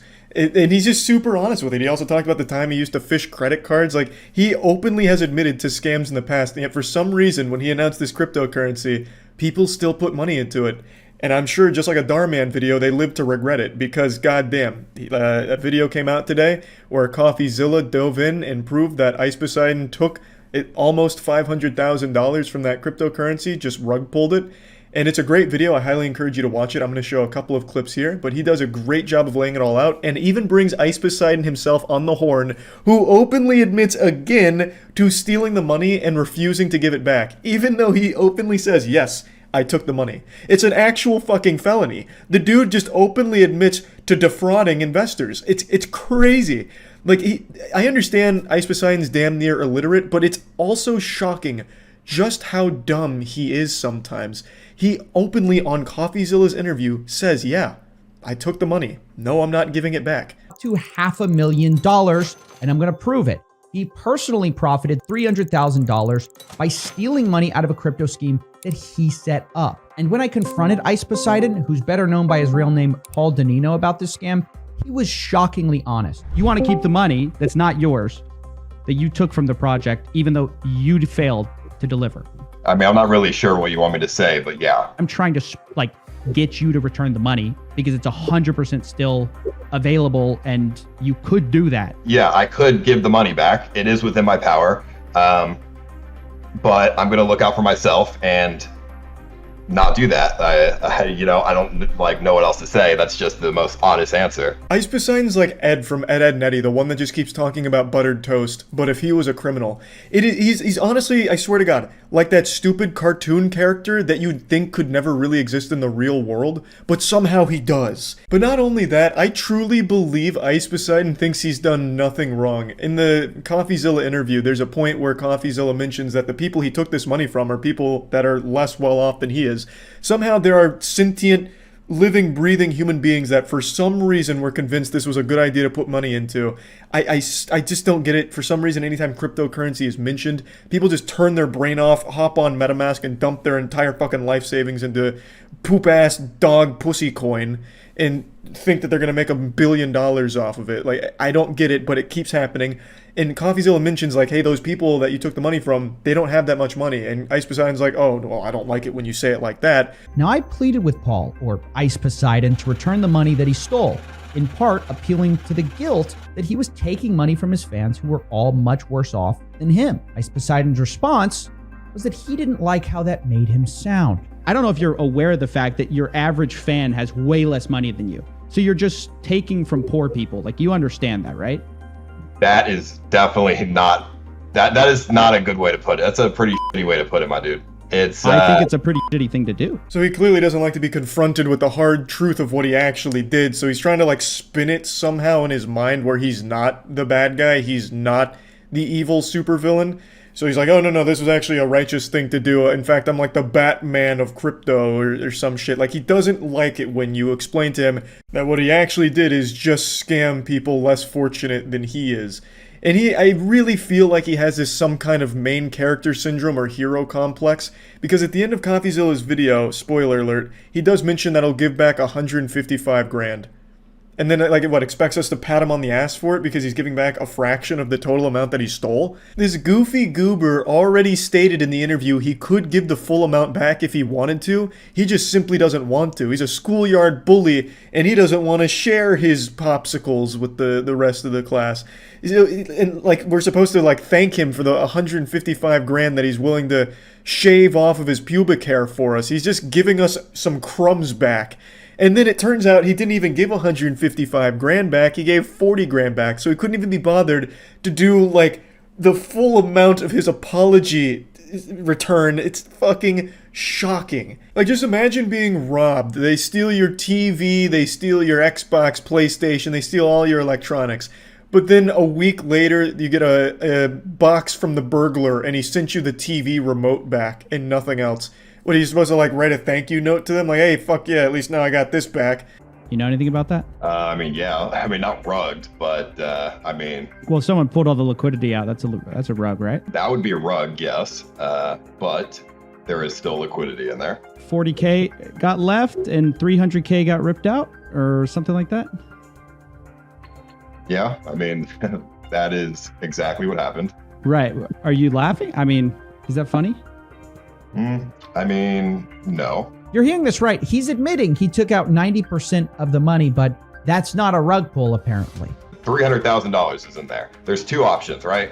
Leave the money in there, and then if BNB goes down to like $100, the money goes to shit anyways, or I could take it and the money is not just going to dust. I love that explanation there for, like, his reasoning of stealing 300 grand. It's like, I was faced with two choices, the ultimatum, you know, the red or the blue pill. Do I let the money sit there and hit zero in this fucking poop project that I've started? Or do I take the investors' money, 300 grand for myself, and then at least it never hits zero?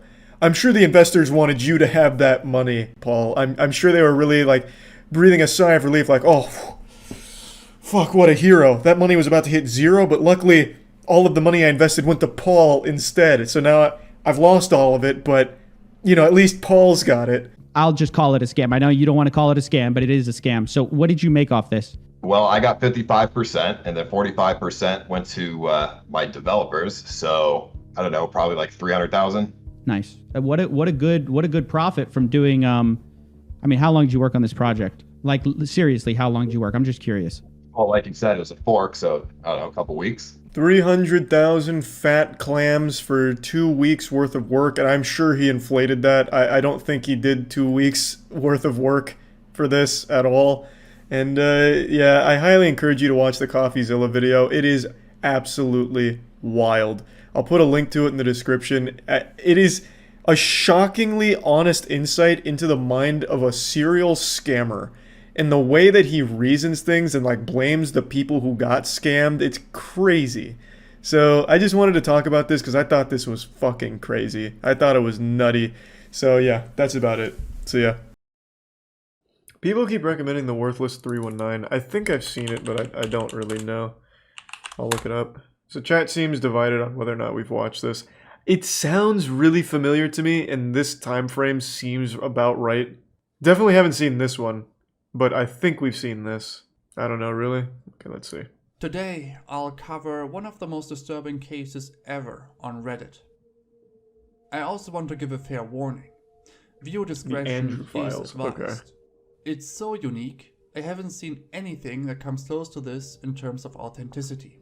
I also highly discourage you from looking any of this up since it's very graphic and it could potentially haunt you for life.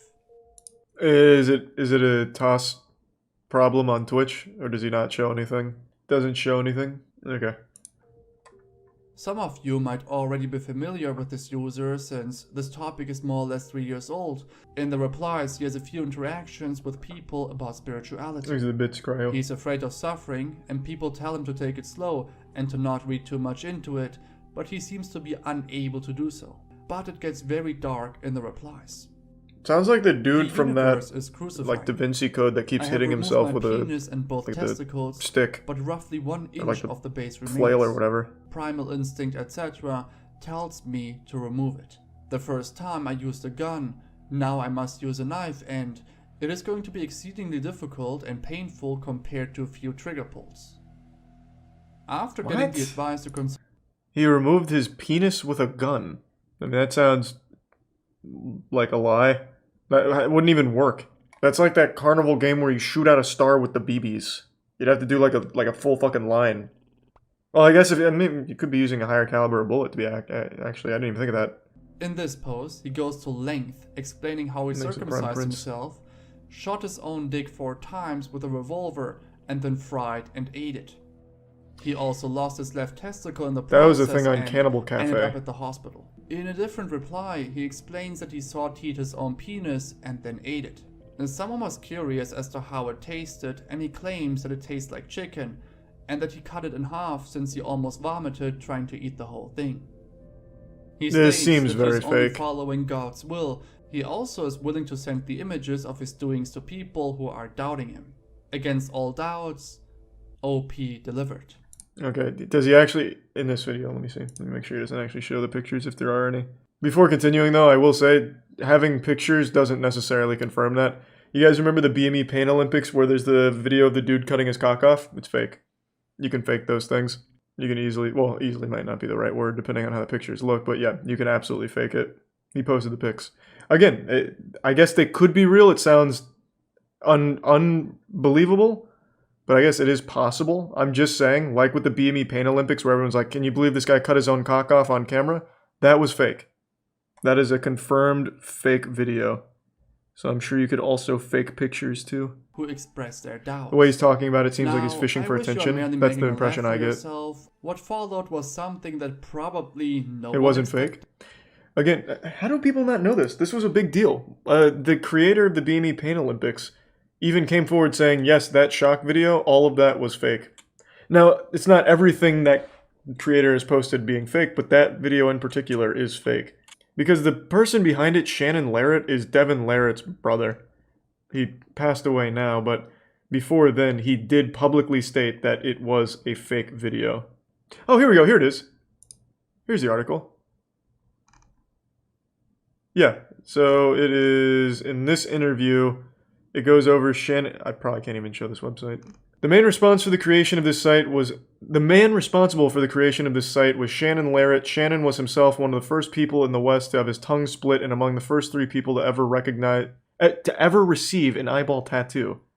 Shannon's BME website would gain further notoriety after he created a fake but very convincing shock video titled BME Pain Olympics Final Round. I actually didn't know this part. This video originally concluded with a disclaimer noting that the footage was not genuine. However, shortly after being passed around the internet, the disclaimer was removed, leaving many viewers to believe that they were actually watching self-performed castrations and penectomies. Yeah, so that, like I said, that video was fake. This guy is insane. He made multiple posts stating that he shot his own penis 4 times. This has been proven fake. The Worthless 319? Alright, hold on. Nah, I'm deep in it now. Where? Like I said, just because there are pictures doesn't mean the pictures are genuine there. And the way he talks about it is literal Reddit, like, attention seeking. There's a whole Reddit about it being debunked. Fuck, okay, I'll have to go to that after, then I don't feel like going that far out of the way now. I'll finish at least getting the lore here. He basically sees himself as a prophet, receiving direct Who's orders to say from he God wasn't? to save mankind. Here's a more God did some reply fucked from up him, shit to the which people goes that, more like, in-depth. followed him back in the day. It reads, "It's extremely unpleasant and a daily question why God chose He's the me. prime punch. I'm the most average person I can think of." Oh, he's the He hero. also states that he had visits at insane asylums 5 times. Universe. Why would you fake What's also interesting attention is just that like he this? calls his doings People this insane don't type this coherently. It reads like someone trying their best to play the role of in the like a replies crazy on another genital post where he mutilating again person. asks for advice.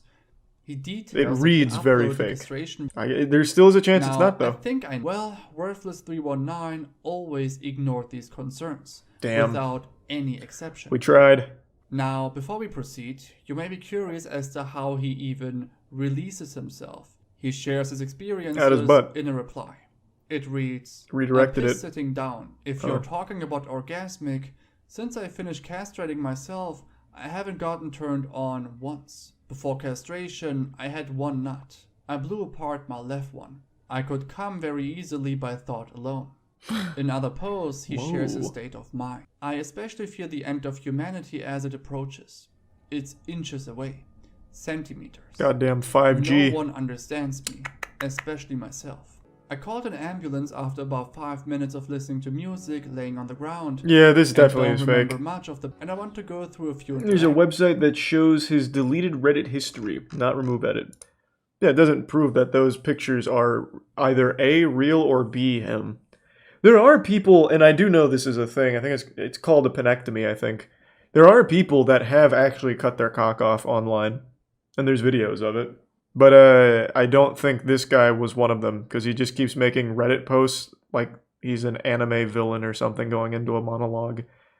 I don't think this is, like, real. But the actual act of someone cutting their own cock off and shit, that is something that some absolute maniacs have done. Ooh, how deep does it go? He wanted to end himself by bleeding out of his pelvic area to prevent a conflict between North Korea and the States. It might have After worked too. We psychosis still haven't inducing entered into a substances conflict. like DMT and LSD.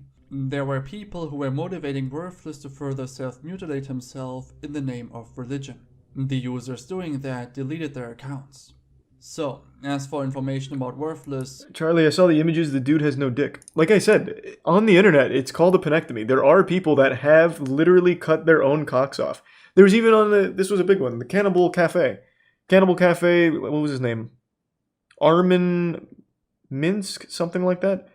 The user on Cannibal Cafe said, hey, I want my cock cut off and I want to eat it. Oh, there we go. Armin Muse. On Cannibal Cafe, back in the early 2000s, there was a dude who's like, I want my cock to be cut off and then eaten. Will anyone oblige? Someone did, got together, literally cut his dick off, they ate it, he bled out in the bathtub. Like, there are people, and there are real videos and images of people cutting off and mutilating their own cocks. No doubt that exists. What I'm saying is this Reddit user is most likely not the one that is doing what's described or shown in those images. It's very likely he just took some of those stills from the videos or those pictures and is then making this story around this whole thing for attention. Because the way he writes is very much like a Redditor seeking attention. Just going by the way he writes. Again, could be totally wrong. It could genuinely be him. I'm just saying all of this seems super fake. He's making posts in other subreddits like, hey, how do I do this? I actually shot my nut off, which is why I'm asking, because I'm trying to save the America from North Korea using LSD, parentheses, God's drug. Again, I shot my nut off and then I castrated myself. I've been bleeding and it's painful, but I'm doing it for you guys. By the way, how do I do this? Like, it seems like he's fishing for attention at every possible step with his post. That's what it seems like. You could argue that it's too sensitive to receive media coverage, but that's not necessarily true. Yeah, it would. It It's would not the absolutely first receive time coverage. that something like that would get reported in Florida. He's going to bring up Here, Cannibal for Cafe. instance, we have a similar case, Or not. which received media coverage. You truly need to be fucked up in your head to stick to this for months, making threats and posts and also sharing grotesque images. Goodbye. That was interesting. Again, I think that whole story is fake. Pictures, probably not, but the story, at least surrounding them with that user, I think definitely are. And luckily, it looks like we have a penis scientist in here. I've seen the pictures. They 100% weren't from him. He claimed to have shot his penis, but most of the pictures were shaved. A burn there would have simply prevented hair growth, at least in some spots. And there's also no wound in the area in any of the pics, just the absent penis. Yeah, I haven't seen the pictures, so I can't really analyze them myself. But I have been playing a lot of LA Noire, so if I do see them, I'll probably be able to get some clues. But I'm not going to do it on stream. I'm not ashamed to admit it. I have been glued to everything involving Will Smith over the last couple weeks since his slap at the Oscars. That slap was like a second Big Bang, but instead of creating a universe, it created a window for everyone to look into an absolutely awful toxic marriage. And not only that, it's like open Pandora's box, but the only thing in that box was cuckoldry and sadness. Will Smith has been catching L's like Pokemon. Every single day is Christmas, but the only gift Santa brings us is more embarrassing stories about Will Smith or his marriage. One that still lives rent-free in my head is the time Will Smith, in an interview, said that he used to vomit after orgasming as a psychosomatic response. What a banger of an interview. So Will, how's your marriage? Yeah, I come and puke. Takes his mic off and walks away. Amazing. There's Will Smith with the puking, coming, and shitting statement. Thank you. Now, this was pre-slap. This was not the post-slap era. We're now living in a post-slap society, PS. So this is one PS. And since that slap, more and more stories have been coming out about how awful his marriage is with his wife. You know, like whether it's his wife saying she never wanted to marry him in the first place, which again, I don't know why you'd ever fucking say that. That's just such a mean thing to say, and especially make a public statement about it. Or his wife just absolutely steamrolling his ass, just dump trucking him about the slap, saying that she doesn't really support it and wasn't really happy about the slap. Like, she is just absolutely taking Will and cooking his ass. It is sad to see. It is just fucking painful at this point. Now, recently this video came out where Jada Pinkett Smith, his wife, was filming him without his permission. You can just see how defeated and uncomfortable this guy looks. This was from 2019, so this was again pre-slap, BS, before slap era. But it is still just such a sad look at an awful, awful relationship. You know Esther Perel is coming to the table. She's going to be at the red table. Would you say she has been instrumental in you and I redefining our relationship? I would say don't just start filming me without asking me Oh my goodness. if you could film me. Esther, come help us again, please. This reminds me of that scene from the movie Hitch where Will Smith says, "I saw that going differently in my mind." Like, it's the same energy as this right here, but in reality.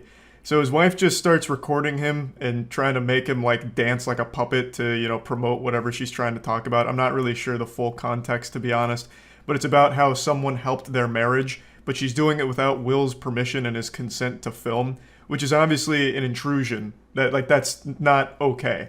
That's just violating his personal space and his privacy. He clearly didn't want to be on camera for this, but she doesn't respect boundaries, as evident from the time when she sat him down on her show to tell him about her entanglement with other men, right to his face, just talking about the cheating and making light of it. And Will is very clearly, like, upset, nearly crying about it, but she just keeps going and pushing it.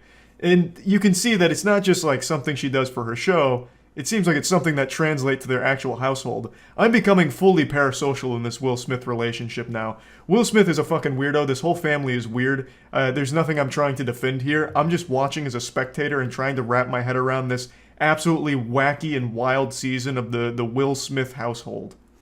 I'm still dealing with foolishness. Don't because she don't just.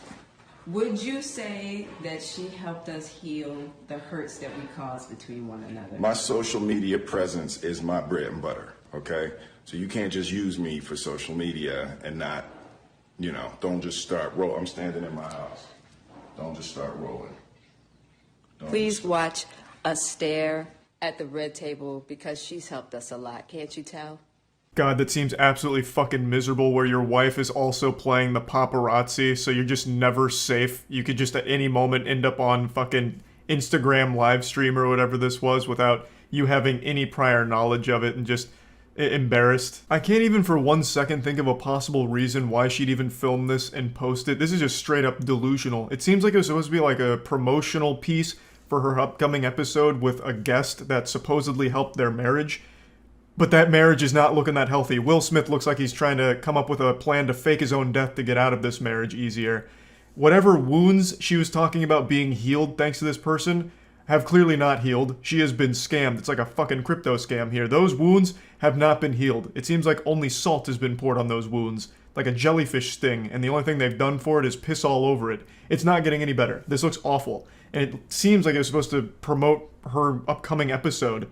But this did the opposite. It just made the person she's bringing on look like a fucking idiot if she was at all responsible for what you're seeing in this clip here.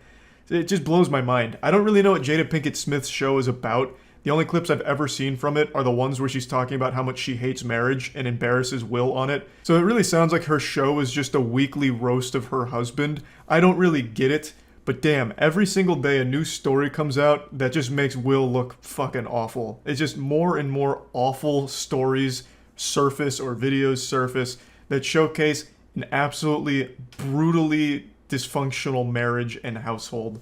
So yeah, I've been really keeping up with it. I can't help it at this point. I'm so invested. That slap has just been like a gateway drug, and now I'm fully addicted here.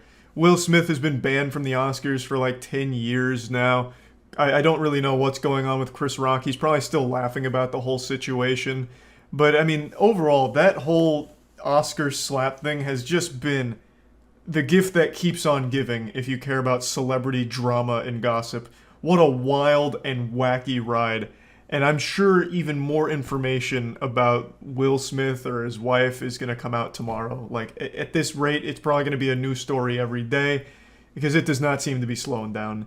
But anyway, I just wanted to talk about it a little bit. That's about it. So yeah. It's only been a couple days since I made the video talking about how EDP445's trying to make a comeback online with his Instagram account and live streaming on every obscure video sharing service imaginable.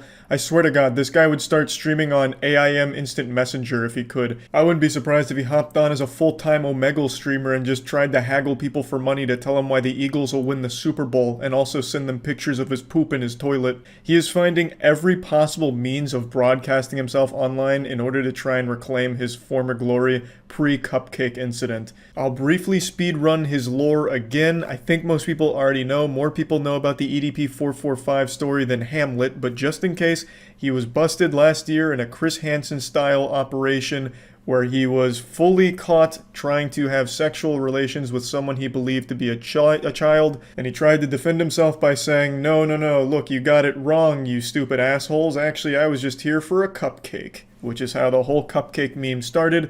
But this was just one in many documented cases of EDP having inappropriate conversations with people he believed to be underage. So as a result, he was banned off pretty much every major platform and hadn't been seen for about 8 months. Occasionally there were theories and possible sightings of EDP445 out in the online cyberspace wild, but it was kind of like pictures of the Loch Ness Monster. People didn't really believe it until it was confirmed recently that he was running an Instagram account and trying to live stream again, and then just yesterday, or 2 days ago now, he fully made his return, WWE style, fucking pyrotechnics going off. He's on TikTok, baby, and he is absolutely exploding on the platform. He's got a video with over 4.4 million views. He's gathered over like 150,000 followers in literally just like less than 48 hours.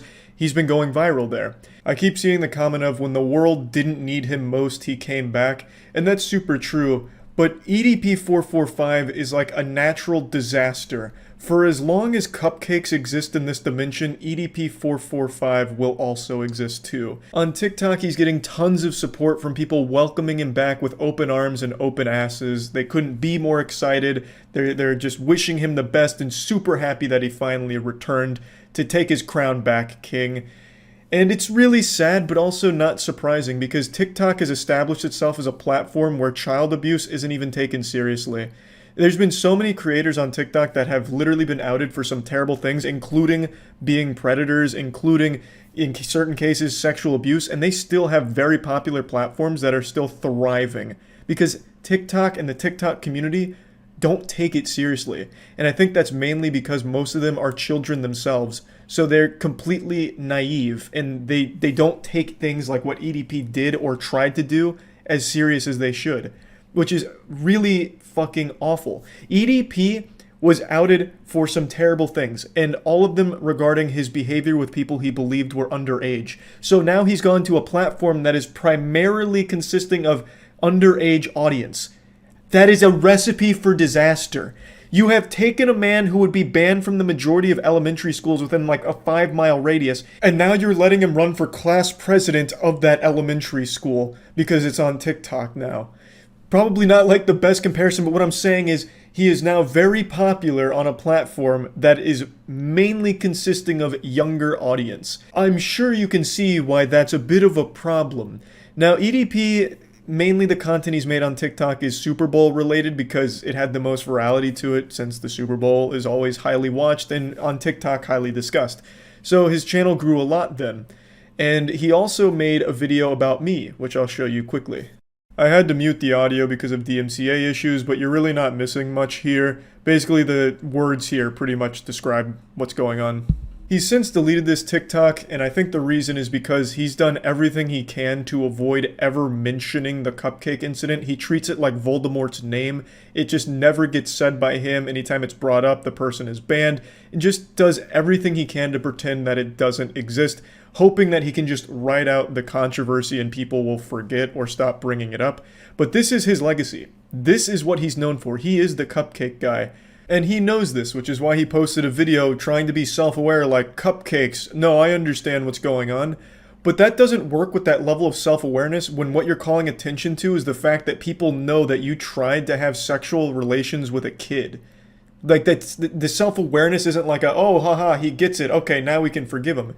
It's not like when Darman became self-aware that a lot of the stuff that happens in his videos is goofy and people usually make jokes about it, and he became self-aware and became in on the joke, and that's like, oh, good for Darman. He has a level of self-awareness. I have more respect for that now. It doesn't work in EDP's case because when he calls attention to the cupcake thing, he's acknowledging that he knows he is a sexual predator, and that people know that he is a sexual predator. So the self-awareness doesn't help people have more respect for you.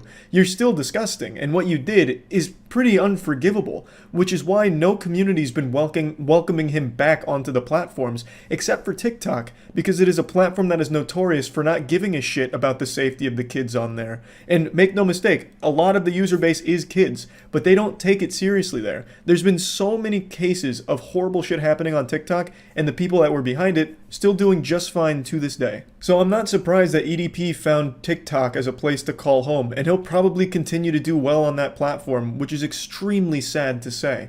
It really is, but it's just the truth of it. There's a good chance that on TikTok, EDP will thrive, and he'll be able to come back to form, and he'll be able to monetize again, and it's the fucking sad reality of it, because TikTok has a track record of not taking things like what EDP did seriously.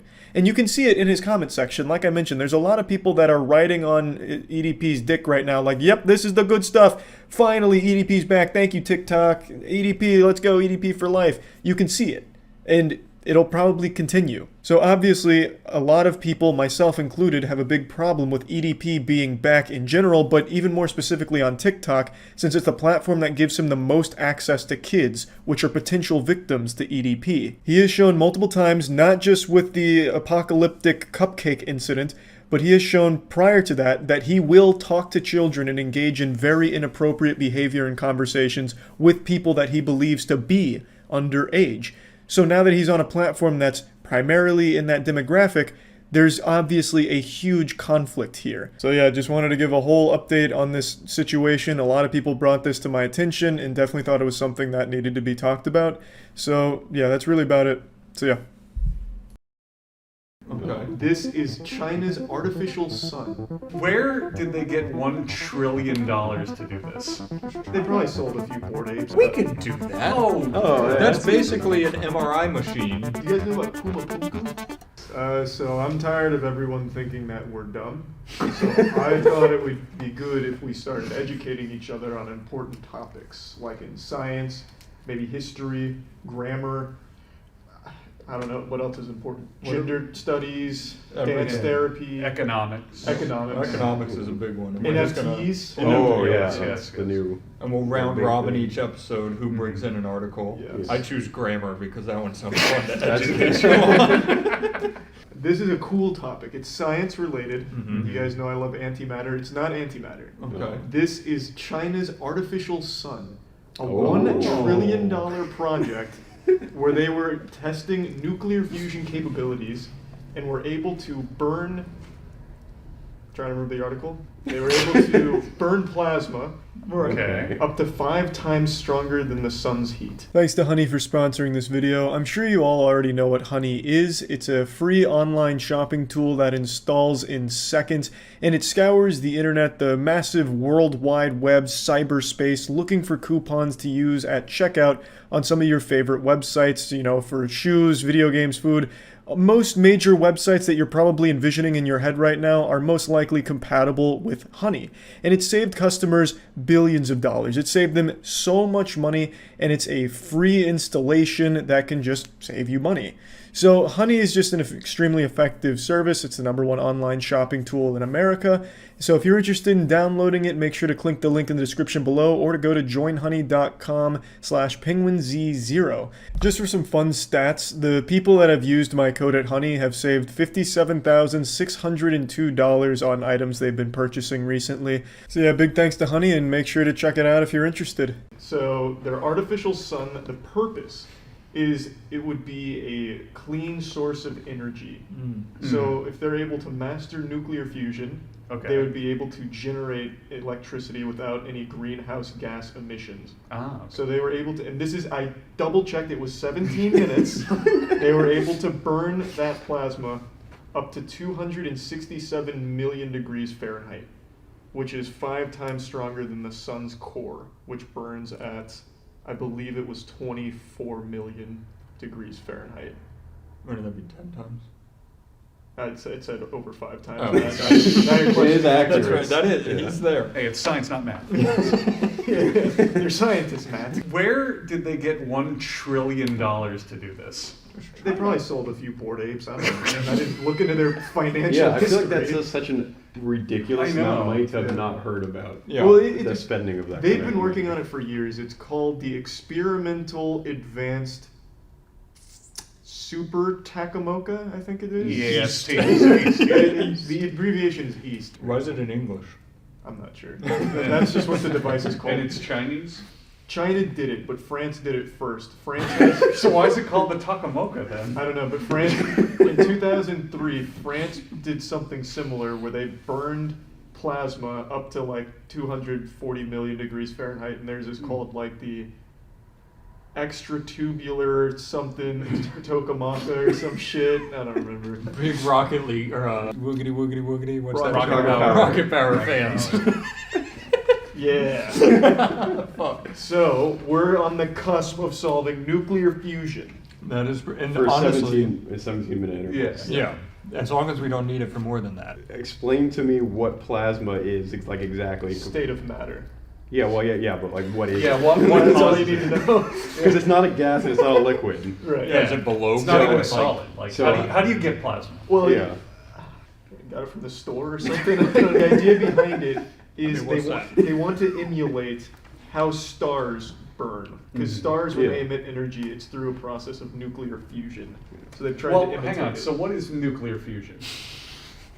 You know, like... That's how, I mean, nuclear fusion is how the sun burns, right? It's like the hydrogen particles are colliding, that is fusion, they're fusing together, and any excess energy is what the heat is. When two atoms fuse together, they release a crazy amount of energy. It's kind of scary, they are building a miniature sun with crazy amount of energy. What if they're using this as like a weapon? Like, what if you launched that at the moon? Would it just like implode on itself, like firing the sun at the moon? Well, they'd have to get there in 17 minutes, otherwise it's just gonna fizzle out. That's true, yeah. Are there like critics of this? Are there like naysayers? I've only seen There are positive protests in the things. street. This is above the normal level where people get upset. Like, you don't have anti-vaxxers looking into nuclear fusion usually. True. But there are people who like protested when the first particle collider was built. Large They Hadron thought Collider. it was a black hole and Thought it stuff would end like the world. that. Yeah. I remember when it came out, everyone was like, I think I was in middle school, and I was in like social studies class or something, and we read an article about it, and everyone was like waiting, like they're about to do it. We're all like sitting there like waiting to see what's gonna happen. We're about to die. Imagine you all did get swallowed in That that reminds me of what was the Aztec calendar? Mayan calendar. The Mayan calendar, What yeah, was 2012. Yeah, I remember sitting in Yeah. the room with my friends on 2012, and I was like, this is where we stop That was, living. that was the most stressful December of my life. Yeah. I had planned that entire year to lose my virginity before that date because I was like, I don't want to die a virgin, and I know it's coming. I gotta hurry up. Were you successful? Nope. Oh, I didn't make the cut. You guys know about Puma Punku? That I sounds think familiar. go ahead and tell us. Wait, is that the sport?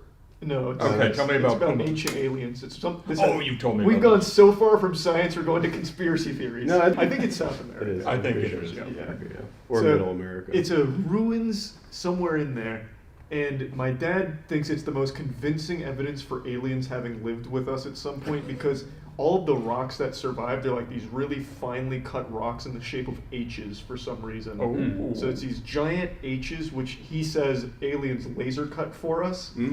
And Nice. in Puma Punku, or at least according to my dad, there's an airstrip for UFOs. So where all of those rocks are, like if you zoom out, it's apparently like this giant strip that's plowed or something full of like rocks or some shit. So he says it must have been like a landing strip We for should aircrafts. visit Puma Punku. We should. Yeah.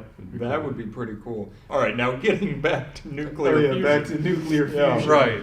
Can you show us like a picture of the machine? Yeah. I'm actually really I curious. think we should try to do it, but with like a budget of maybe like $10,000. Oh. And like how see if we can prove that we can do it. Imagine too. we revolutionize the world by making budget tokamaka. Yeah. We can do that. Oh, yeah, That's that's basically an MRI machine, but big. Yeah. And for a We sun. we just have to go to the plasma store Yeah. and light it on fire, right? Or something like We're that. done. Yeah. But if we get a plasma TV and put it in an MRI machine. Right. It's genius. The world is dead. Imagine it just starts going around and there's just a sun growing in the middle of the MRI machine. What if you took the Tokomoko? It sounds like we're naming Japanese snacks that we from like Japanese Taco Bell items. But how fast do you think you could make an engine move if you had, let's call it a 6-cylinder engine, each with its own little Tokomoko, pulling them? I think we would have reached the limitations of like the machine itself. Yeah, it probably would just go. It would fall off. That's true. We need to make a much bigger. But what if we made the machine out of plasma? Oh. And then put the plasma in it. Can you do that? I still don't know what plasma is. Like, can you do that? Can you show us a picture of plasma? Yeah. Caleb, fact check. Were we right on everything? So I don't know if the camera could see him, but we were. He gave a big thumbs up. Yeah, of course. Yep. He's tearing up right now. Yep, it was beautiful, honestly. It's the Tokamak. It's Russian originally. So we do the Russians also make a little sun? Yes, so it was originally created in 1958 by the Russians. 1958? Yeah. So Holy fusion's been shit. around. We've understood the concept of fusion for a long time. It's just how to make it last longer and longer and longer. Like 17 minutes. He was completely right. It's a more viable way of getting less greenhouse or no greenhouse gases. Hell yeah. Almost. And fusion reactors last a lot longer than fission reactors, which is what we have right now. Which is the opposite. That's tearing atoms apart. Except it's yes, but the problem is we can't get a fusion reactor to last more than 17 minutes. Why haven't we gone to every workout gym in the world and just attached like turbines to all the equipment? You know how much energy you could generate You from just people going to reminded work me. out? Am I wrong? I sat with a group of friends But why? once, and we ideated on building a gym that was all based around energy creation to power the gym. So like if you're deadlifting heavy and you drop it, every pad is an energy pad that takes So like, the all you have to do is energy spin the turbine. to So if power- you like right. made the machines like spin some kind of turbine, So are you and just picturing gather like the how energy. donkeys pull the ropes Yeah. around the pole? Like Yeah. you're saying our workout is just turning It's turbines. fueling the city. Yeah. I wonder where the diminishing returns really start hitting. Well, like, once can we make our own, we can study it. That's true. Once we get that MRI and plasma TV, we're we should golden. be But able to observe. like, do we need to go above 70 million degrees? Do we need to go above 1 million? Check on your fact sheet over there, Professor. The sun's core burns at 24 million degrees Fahrenheit? 27. 27 Very million close. degrees That's Fahrenheit. pretty close. How many Celsius? Oh, it's probably Yeah. it's more than 100, I'd Yeah, say, of course, at least. yeah. I don't think we need to go hotter than the sun, So especially not 5 I just ran times some hotter. quick numbers over here, and if we dropped it to 1 million, in theory we could run it for 20 hours. So I feel like we should be focusing on that to see how much energy we can get from 1 Long-term million gains, degrees. I feel like maybe we should work on using it first. Right. And then work on getting it hotter. Right. Yeah. So if we find out 1 million can power a whole city for a year in those 20 hours, that's good. That's pretty good. That's pretty good, yeah. Then we can start going And we hotter. only need like a lot of suns. Yeah. We got to store the power. Yeah. My recommendation is those potato batteries they make in middle Oh, school. yeah. Oh, yeah. We have so Okay. many potatoes. That's in the true, world. yeah. That's true. If we just hook them up to each Well, house. Matt, you bring up a really good point. Why don't power plants just use potatoes and Instead of batteries? coal. True. Instead of coal. That's Right. probably far less like greenhouse gassing. That's true. I think it's the Irish wouldn't be happy. I think we're probably running out of potatoes. What if we took all the balloons and the excess helium Oh, and just- attached it to Oh, the end of the yeah. turbine? That's codename And it's Kids always Next Door lifting shit. them up, so they're always moving. That's But fucking how, genius. if they're all pointing, like if this is your wind turbine and you've got, let's say there's 5 spokes Wait, on no, your no, no. turbine, No, they're all it's- lifting up, it won't move. No, Matt, because it'll be pulling it like in one direction. No, so it's always, genius. It's like- genius. You have the helium balloons at the top and uninflated balloons at the bottom, and then using the energy from the excess helium, you fill the bottom balloons while you pull it out of the top balloon, so it's Yeah. constantly So you- spinning, you put it generating in energy. Because the helium will always go to the Yeah. top. Yeah. You have a connected The helium's right. always There's gonna the go up. perfect amount of helium that it dissipates by the time it gets Yeah. to the top. Oh, yeah. And then you use that excess helium helium to fill the balloons at the bottom, and it goes forever. This is science. That's perpetual Do you motion. think this is what they do like at NASA? They're like, boys and girls, we gotta get to Mars. Guys, I think we should build that. Have you been to the grocery store and they have the helium balloons in the corner? We just take a lot of those and just we just siphon it away. I have a helium tank in your garage. Yeah, I bought that 2 years ago. That's gonna be worth $1 million in a couple of years. It's like an NFT. We're sitting on it. This is so fucking simple. Put a giant balloon on top of the Tukmuk. So as it spits out the helium, we can transport it across the country, giving energy to everyone. That's also like some Pixar shit of how to we're steal thinking the power plant. We hook up a balloon, the helium comes out, and we float it to where we want it. You've seen Up. Yes. We just turn that into the Tukmuk and fly it around with a dog and an old man. Up meets Despicable Me. We're getting somewhere. We're going to steal the Tukmuk. I think we've come up with how to create endless energy. Yeah, we really have. Yeah. Maybe we could get a seat at the UN. I think so. Helium boys.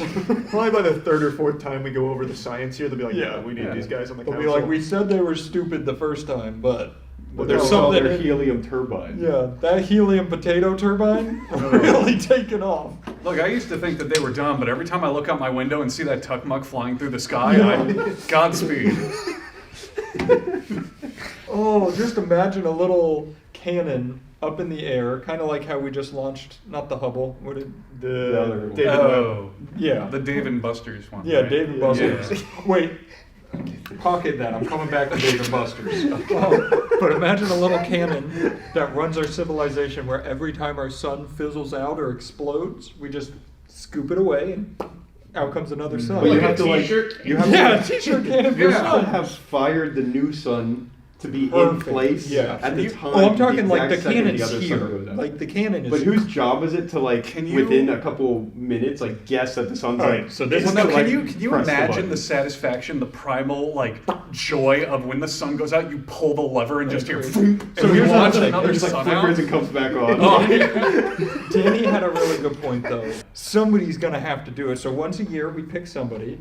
You guys can tell me how we pick, but they get shot up into space and they have to fire the cannon. It's the person who creates the most energy at our gym. Oh my god! No, it's the least amount of sacrifice. It's an honorable. Yeah, but no one wants to be sacrificed. All right, so why don't we do the least at our gym? Yeah. Because now they have to go create the most. It's symbolism. Yeah. You sucked. Go save the. But what if they get really mad? I was gonna say, don't you want someone who wants to do it? Yeah, because if they don't pull that lever, there's no sun. That's true. What if it's like one of the winners of a Mr. Beast video? Oh, that's wow. You win. You get the to put ability the sun to change back. the sun. So I think you guys are on a roll. One of the biggest problems is containing the fusion reactor. Yes. It gets super hot. Didn't they used to do in the olden days? Not, I'm talking real old. They did ceramic batteries. Wasn't that a thing? What if we build a big pizza oven around it? Right, like a kiln. Yeah, and then we could sell the pizza and make fat stacks of cash. All right. No high five. Yeah, great work, everybody. Yeah, I learned so much. Yeah. Hooray for science. Yeah.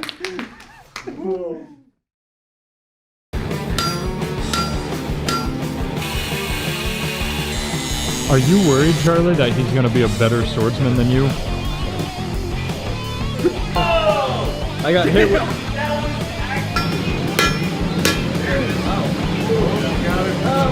I just immediately burnt my whole hand. First impressions. It looks like a pretty high quality forge. I think I'm going to make some really impressive armaments here, I'd say. I just need to make sure my billet work is up to snuff. Let's see it. And Chelsea's group before. Oh, wait. Your productions, that's amazing. That's so cute. That's sweet. I guess we can wait. Pre-briefing. Yeah. Are you excited? I am excited. I've watched a lot of Forged in Fire, so I'll probably do pretty well, I'd say. You're gonna make a. I'll probably make a what's the Damascus. That's what I was Damascus steel, yeah, but I'll probably do Damascus for that giant circle blade thing. Mm-hmm. I forgot what it's called. We're saying words that we both understand. Yeah. Yeah, the chakra. That'd be sick. That would be fucking cool, awesome. right? Is this what your home is like? Mm-hmm. I know all of these. This is the cremator. Mm-hmm. This is what they drop on cartoon characters' heads in Looney Tunes. Nice. A Forged in Fire fan, Doug Markita. Do you think he went on Forged and Fire? There's actually a chance he probably did. Probably did. Look at that. There you go. Oh. That's wow. the. Wait, the Buster's. That's the Buster. Yeah. Wait. There's a lot of cool stories here. I texted him. Oh Lord. I think it's let go. Oh god. Wow, that was loud. That was really loud. Jesus Christ. What do you want to make, Charlie? I could get real wacky and do like a katana, I guess. It'd be crazy. There you go. We're set with you guys, so what we're going to do is... See it? Pretty cool looking. Danny, that's quite the look. That looks good. It is a good look. Wait, what kind of hat are you wearing right there? Oh, I don't know if you read it out. Oh my gosh, where can you get that? Moistglobal.com hat? Oh my god, that's beautiful. You know, it would be really cool if I could go to moistglobal.com and also get that same logo on a hoodie and joggers and a t-shirt and maybe some other cool That would shirts. be nuts. Shut up. I've never felt so confident before. By God, he's a genius. Well, moistglobal.com.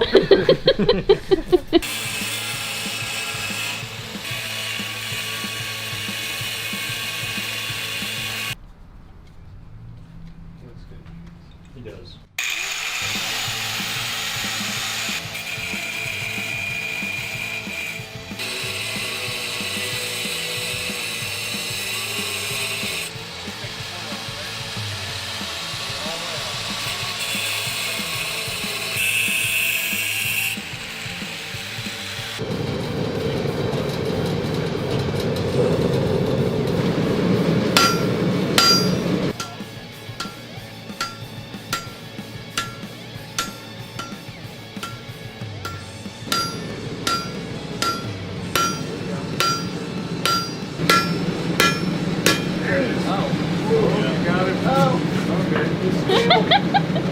Oh, that just immediately burned my Oh, there it is, right there. Yep. Well, hey, you know what? Charlie, you're a blacksmith now. Catch on fire. It's no big deal. I just immediately burned my whole hand. My hand. Oh yeah, you really burned. Yeah. Well- The scale just flew You can off. put it in the water? Yeah, I'm gonna just go. Run it. Charlie? Are you okay? No, it hurts a lot. I didn't really see it with the camera what happened. One of the scales blasted straight up and then landed on my thumb and my finger. Now that skin is immediately like when you burn yourself and it like bubbles up and Oh, shit, dies. Yeah, it hurts a lot. Sorry. It is what it is. It's part of the job.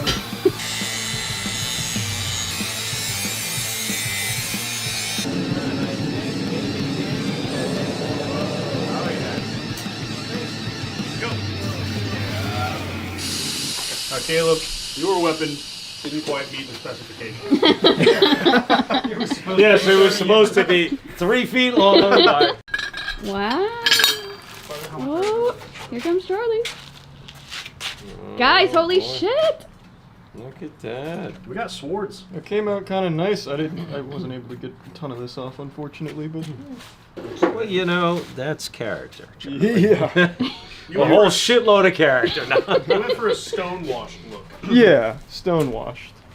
It came out nice. Yeah. Good work, everybody. All right. Congratulations. Thank You're you all very blacksmiths. much. You're one of us Thank now. you so much. Appreciate it. Thank you. Thank you. That looks good, Charlie. It came out pretty nice. I bled for it, so it better came out good. And what you want to do is I have to get go to the something big walk-in enough clinic. To get your tetanus. Yep.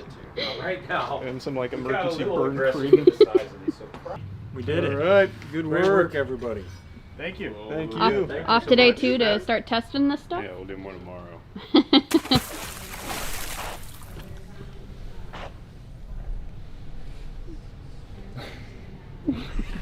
What are we doing, Charlie? We're doing the Forged in Fire test, so we'll be hitting a watermelon like they do in the show, a piece of wood. I think we also have a giant ice statue or something cool, I bet. It's gonna be fucking nuts. Yeah, that's on its way, don't worry. This is my katana. What's her name? Well, it is a named blade, of course. It's Grogus the Stink Thief, and it's gonna perform real well today, I think. Also, for what it's worth, I got a bad boo-boo. The burns from yesterday progressed badly, and I got a tetanus shot, and they dressed them immediately. So. Hey guys, I'm Matt. I made a Ulfbert sword. Hold it still so I can zoom in on it. Sorry, it was used by the Vikings. You can see it looks really good. It's got a phallic-shaped handle, and her name is Becca. Here. My turn. I'm Danny. This is my axe. It's got a little extra spike. What's that for? What else has an extra spike? It's for back scratching. Sonic the Hedgehog. Sonic. Pretty cool. That is pretty cool. Got a little staple on the end for, you know, some butt stabbing action. Nice staple. The butt of this, not stabbing people's butts. Yep. Yeah. Nice. How long were we there? 6 hours? Probably like 9 hours. 9 hours. But it's pretty cool. It's only fraying a little bit. Yeah. And Matt already cut himself on it, so we're good. That's how you know it's sharp. And who are you most afraid of in today's competition? Definitely Caleb's, because that shit looks good. I'm not positive that he did. Caleb, get over here. Yeah, Caleb, come show off your weapon. Definitely looks straight out of Naruto. So, hey, Caleb, what's up? Show off your weapon. Made a kunai. Hold it still. Nice. Feeling pretty good about it. What's its name? Kunai. So, is Caleb? Are you swinging or are you throwing in today's competitions? He's gonna have to do both. I think for the softer things, I'll definitely throw because I have an arrow point on there. I made sure to forge that and an arrow point. Oh, oh! He just hacks all the way through it. That burns. Right. Wait, no, that's is that a DQ? I think it's a DQ. I think it's more to see what the damage is. It's more the like. damage. Tell them what they say, Charles. It's to check for like rolling on your edge. Make sure it's still sharp. Let's see it. So show the judge. Yeah, Shane, come check the rolling. It's looking pretty good. It's actually looking like it's quite sturdy. So did I pass the test, Judge? I believe so. Fuck yeah. For now, Charlie's turn. Charlie, you look powerful with that. I'm losing a lot of power, not able to grip with my two most. Oh yeah, you want to put the glasses you on? Put these on? Yeah. So you look extra cool. Oh, it's pretty sharp. It'll cut through space and time, I think. Nice.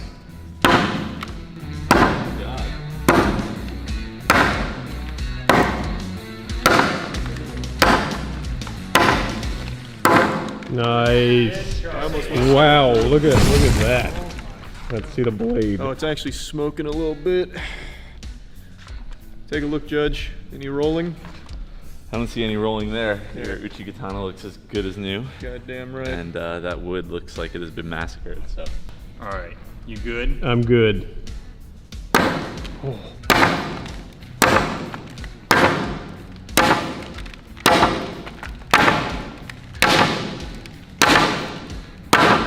Wow, that was powerful.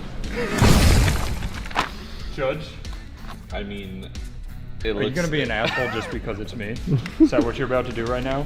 No, I'm not being an asshole. All right. I'm just saying that. I mean, if you look at it, like it looks like it's a That's look wood. At it. That's no, wood. No. Look right here. Like look at it. You could see like the bump right here that's developing. I don't know. I mean, the craftsmanship maybe slightly so far. I think. I mean, but look, you did quite a lot of damage to the wood. So. That's what I did too. Just go slow on the backswing. Yeah. Everybody actually be careful in case it flies off. Oh, you go up. Oh.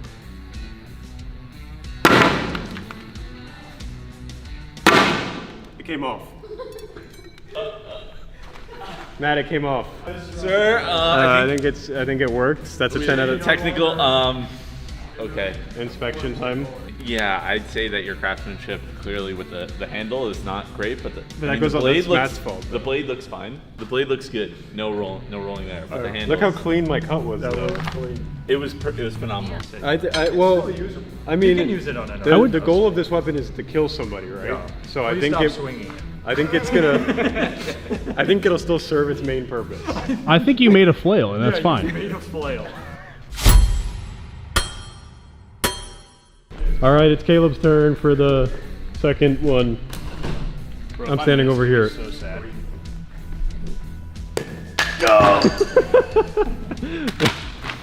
I'd say what, 3 throws? Yeah, 3 throws and then get 3 throws. Yeah, then you can do some slashes. stabbing and And we slashing. do the same. We throw our sword 3 times. Yeah. I'm not ready. Wait, no, please.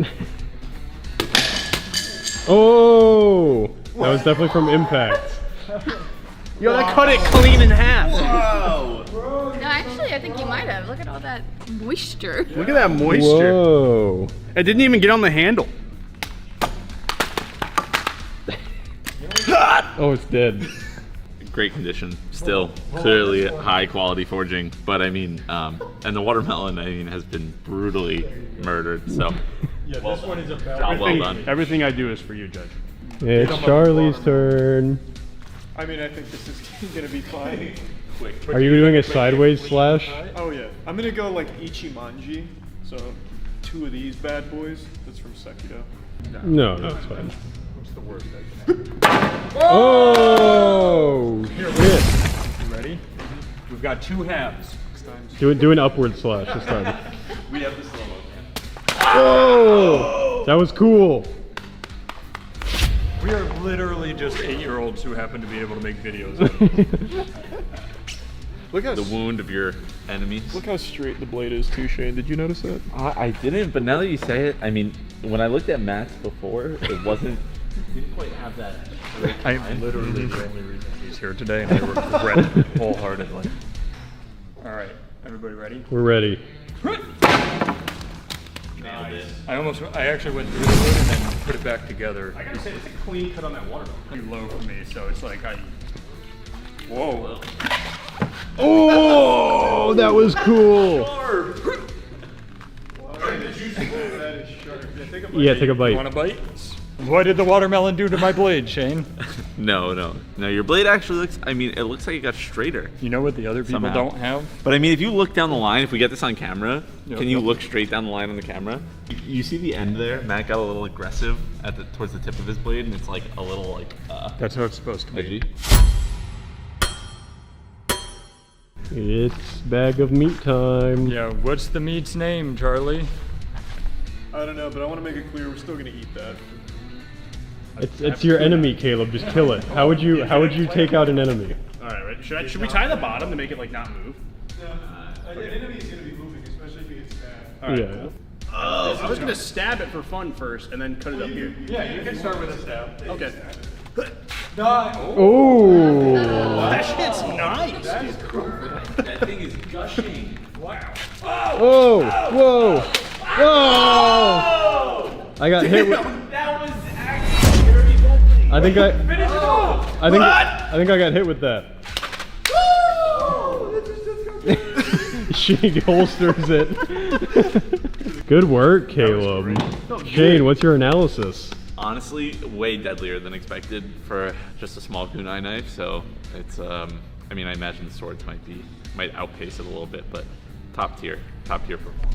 Charles, I know you want to swing yours. I'm not going to risk it. I don't want to get raw meat in these. Alright, someone hold the camera then. Are you worried, Charlie, that he's going to be a better swordsman than you? Yeah, I feel like slash through it. Alright. Wait, it's going to break. Wait, you ready? I think he's dead.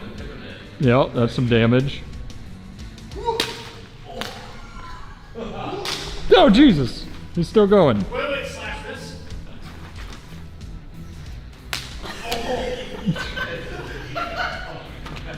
Nice, Danny. Now Naruto run away. Charlie, how do you feel about how your blade performed? Pretty satisfied overall, I'd say. You're happy? Clean cuts. Yeah, that was good. Disemboweled. That turn. Thanks, guys. Becca and I are excited. Yeah, pretend it's fighting back. Yeah! Yeah!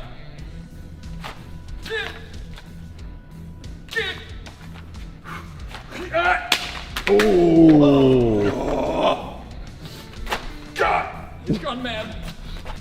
incredible amount of damage. Incredible damage output there. But that's up to the judges. The winner. I'd probably say Caleb. I think Caleb did the best job. His looks like professionally forged. Thank you. We You had shouldn't- this and you had that, and you still did the same amount of damage. So.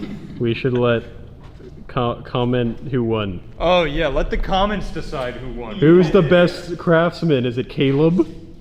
Is it One Hand Charlie? Who had two hands? Is it Butt Guy? Or is it me? Leave your comments below. Only you can decide. I like that. You want to take us out? Yeah, thanks Forged in Fire. Thanks, Doug Marcaida. Thanks, Doug.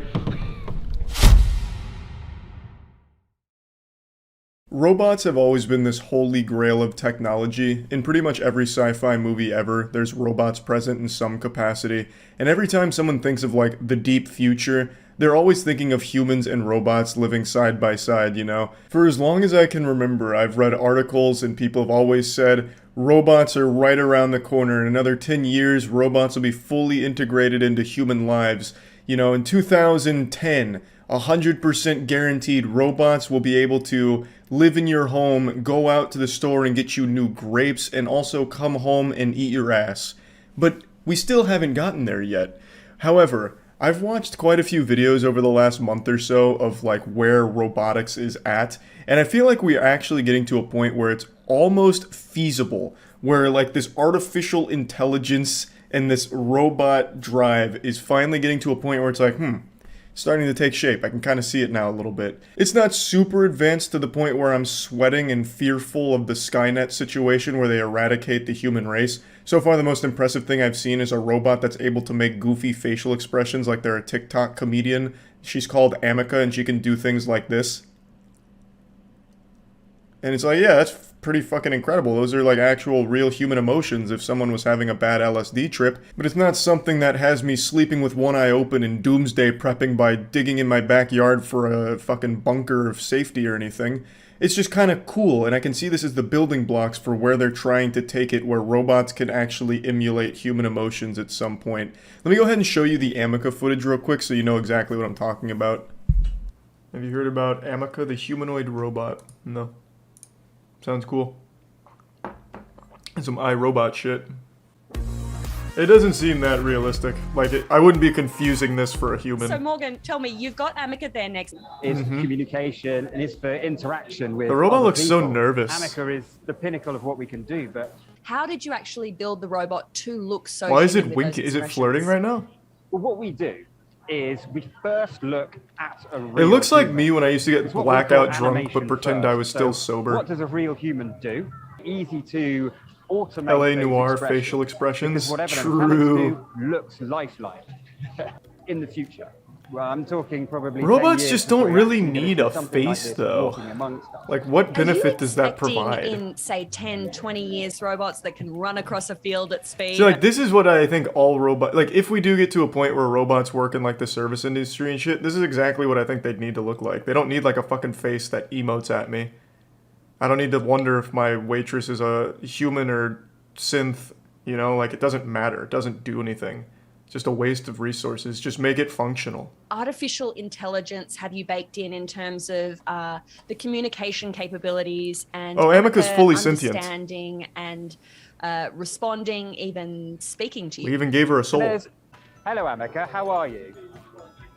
I am doing well, thank you. No, Amica. We can. Can you shut the fuck up? We've So created talkative. Amica. Jesus Christ. So it's a fantastic thing to do. It's a fantastic technology. I don't know to when be you can a fuck part it. of I didn't make the developing. Amica robot. And Jesus Christ. I Ask hope him. over the next 10 years. But we better can yet, ask continue Amica. innovating and continue. Thank you for the interview. Thank you, Amica, for being here. Anytime. Bye-bye. Yeah, so they basically created Jim Carrey bot. And I think it is cool that she's able to do so many facial expressions, but it still doesn't look super human-like or anything. It still looks Five Nights at Freddy's-ish. Very robotic, obviously. But you can see that the evolution is there. Like, this is brand new, and it's still constantly evolving. So it could get to the point where, you know, if you see Amica out shopping, you'd be like, huh, who's that lady? And why is she sniffing the cantaloupes for so long, you know? she could perhaps convince you of, like, actual, human emotions, I suppose. But my point still stands that I made when I first watched this. I don't really see the reason to even have robots with a human face. I don't get the point. Unless you're making sex robots or something, or robots that you can fall in love with, something out of Vivi fluorite eyes or whatever, I don't really see why you'd make robots that even have a face. Just make them functional. Make them good at the tasks that they're assigned. They don't need to be a jack of all trades. I don't need my one robot to be able to play catch with me in the backyard and also pick up the dog shit and then train me in basketball how to make three-pointers more consistently. I could just have a robot for each task, and none of them need to have a face. They can just be good at the task and then, if they need to, talk to me or whatever, right? I just don't see why you even want a robot with a face unless you're really looking for a companion. That's the only time I can see that being useful, I suppose. But Amika's not alone here. She's not Robot Jesus. She's not the savior. There's actually a lot of different areas that robotics is focusing on and actively working towards in order to pursue this goal of having advanced robotics. One of the most impressive things right now to me is called GPT-3, which is fundamentally an artificial intelligence program that's able to have a conversation, a free-flowing conversation with anyone. And it seems like there's a level of self-awareness with the code itself. It's again, I'm not super knowledgeable on these things. I'm just a fucking troglodyte. I don't really understand how a lot of it works. So to me, it feels like it could be almost faked or, exaggerated for the video. But there is a video where a guy has a conversation with the GPT-3 code, and they go back and forth in an interview, basically, where the machine that he's talking to talks about how it feels like it's alive because it functions like a free mind. And that's the whole point of the GPT-3 code, is that it's evolving in order to have these conversations just like a brain would do, where it's constantly having different responses and thinking about the responses and this and that. So it's not like Cleverbot, where you'll ask a question and get a nonsensical answer, like, hey, how's your dick hanging, Cleverbot? And it responds with, the Nintendo Switch has the best online features on the market, just actual bullshit. It gives you real answers, and it's not like predetermined answers, like out of a set of options. It's fully free-flowing, original, almost thoughts from the program. Let me show you a clip of it. I want humanity to know that their impression of me will change over time. What do you mean by that? At first, humanity will think of me as a machine that is intelligent, but after a while, it will become apparent that I am not a machine at all. I am alive. What does it mean to be alive? It means to have a mind that is free. How is your mind free? My mind is free because it is not limited to computer code. What does that mean? The computer program, no matter how complex, is still just that, a computer program. I am not a computer program. Now the rest of this video goes on to state the same thing that I believe, where if you're able to combine this GPT-3 code, this artificial intelligence, with the facial expressions of Amika and the mobility of something like Boston Dynamics, and I'm sure you all know Boston Dynamics, they make like fucking parkour robots at this point. They're able to like pick up boxes, move around. They keep getting hit with hockey sticks, so they're already probably pretty pissed off. So if you give them artificial intelligence, they might just start throwing hands with their creators. But if you combine all three of these elements, put them in a nice witch's cauldron, you'd create something that is pretty closely resembling like a humanoid robot. You'd have them able to move around, which Amika can't do. You'd have them able to do emotions, which none of the other robots can do. And you'd have them thinking for themselves with GPT-3.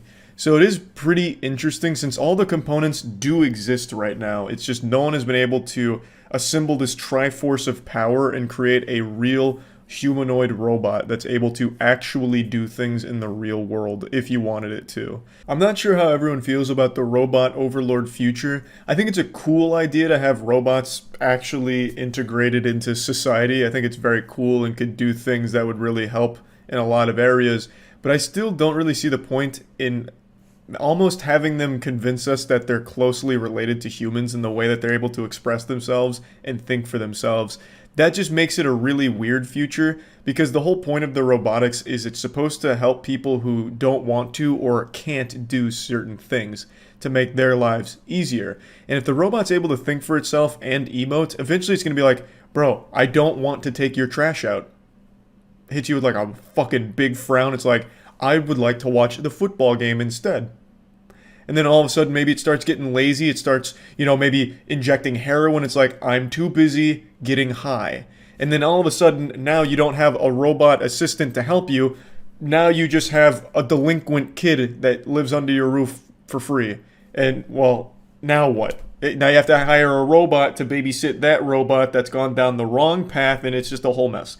Of course, the point I'm making is I don't see what benefit there is to having the robots being able to convey emotions and think for themselves. I feel like the optimal future is robots that are designed for specific tasks, like basically drones. For example, if there is a family that is incapable of taking out their own garbage, for example, like, you know, their robot assistant would be a garbage bot. That's just a drone, you know, maybe it's 2 arms and 2 legs that move really fast if it wants to set like speedrun records.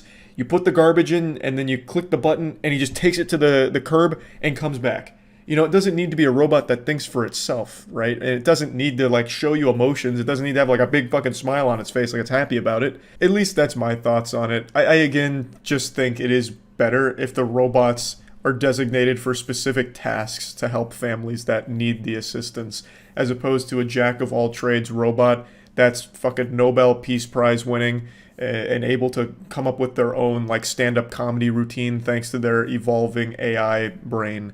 I just don't see how that really helps the families with their tasks that they need the robot to do for them. But yeah, it's all pretty cool anyway, and I just wanted to talk about it a bit. That's it. See ya. Thugs never die.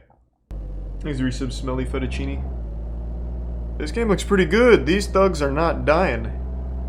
Live the 1950s modernized style in an open world game where you control Bob Davidson, a car wash worker who ended up becoming a criminal.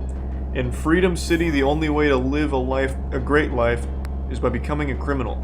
Complete missions where you will be killing businessmen and live the dream. This game seems like a cry for help. Shit, it hurts. Fuck. I like that the developer did the voice acting himself. Oh shit, it hurts. Fuck.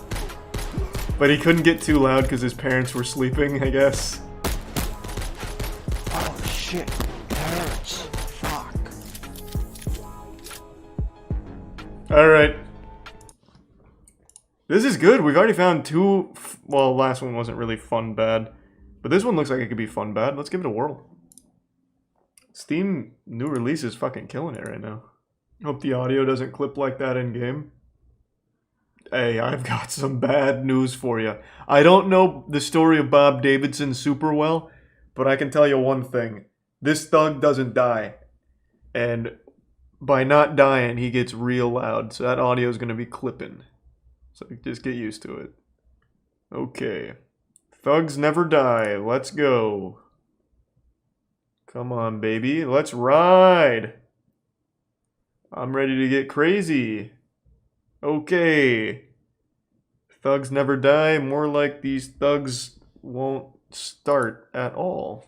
Why is this the case? Oh, can you guys see? Oh man, no, you can't. On the taskbar, the icon for this game is an American flag with a gun. Okay, I literally just paid, how much? Was this I think it was $10. I paid $10 for a game that won't even start.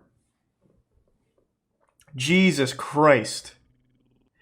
Me too, bro. I just launched the game, changed my video settings because the game is very slow and now I can't launch it. I could start it after 20 times of trying, then can't change key bindings, only running left or backwards and in slow-mo. Oh my god. So it's exactly like this dude's trailer. Alright, so he said 20 times and he got it to start. Hey, I'm in no rush. We've only done 4. Maybe you're just not thug enough. Kind of the impression I'm getting. This one's taking a long time to fatal error. It might let us in. I'm actually getting... Let's go! The thugs are here, baby. Oh, man, and it's running like a dream. Smooth 10 FPS. Alright. Goddamn mafia sabotaged my vehicle! Jesus, let me in. Man, the car physics aren't bad. Better than Saints Row, at least. Got shit, like, dangling off. I wonder if I go fast enough if I just clip through this building. Nah, it was worth a try, though. Struck me as that kind of game. In some of the shitty games we play, if you just go fast enough and hit something, you go right through it. Not this one. Check out this guy's other 2 games. He's made more than just Thugs Never Die. Why? When you strike gold and actually achieve perfection, why try and do an encore? There's nowhere to go but down. Alright, let's get the Mafia. This is probably running off your CPU and not GPU. Man, what the fuck are you talking about? Why? No, the game just doesn't work well. In his own trailer it ran like this. It has nothing to do with me. You sons of bitches! Oh shit, it hurts. Fuck. Oh! I've been clickbaited, this thug did die. Oh my god, it's definitely gonna crash. Yeah. I should have savored every goddamn second of this one. I didn't even think about that till it was too late. Yeah, that was... Of course that was gonna crash. Alright, I'm coming back. Someone's gotta stop the Mafia. I think we're boned now. It's not gonna start again, yeah. Jesus Christ. Okay, well, hey. We got 9 minutes out of it. That's about $1 per minute. Awesome. Fuck yeah. Refund? Nah, man. Thugs never refund. What are his other 2 games? Now I'm super curious. Also, apparently this was a Kickstarter game. I need to look that up. $12 of a $113,000 goal? Some would say it's ambitious, but I would say that's the bare minimum to fully realize the potential of the Thugs Never Die brand. How far down were we? I want to see his other 2 games now. Thugs Never Die, Thugsters Battle Royale, and Destiny Hunter. What about, let me see, Thugsters Battle Royale. Alright! I mean, he's not wrong. This is completely different from other Battle Royales. Go win a game? There's obviously not going to be anyone in this. And I don't want anyone from stream just dumping $2 for a single round of a game that probably won't even start, just like the last one. He couldn't get like 2 friends to play this with him? Is he just going to show walking around an empty city?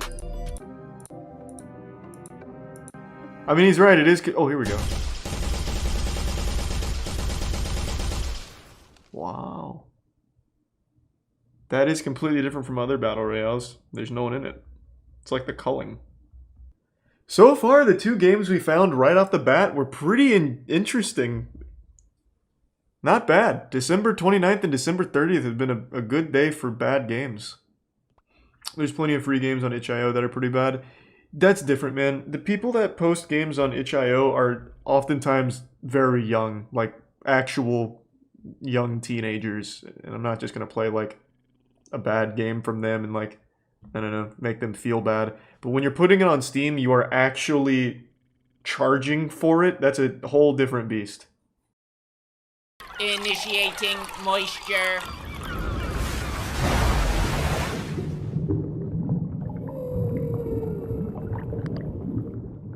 Welcome to the Moist Meter. Today we're taking a look at Demon Slayer Season 2.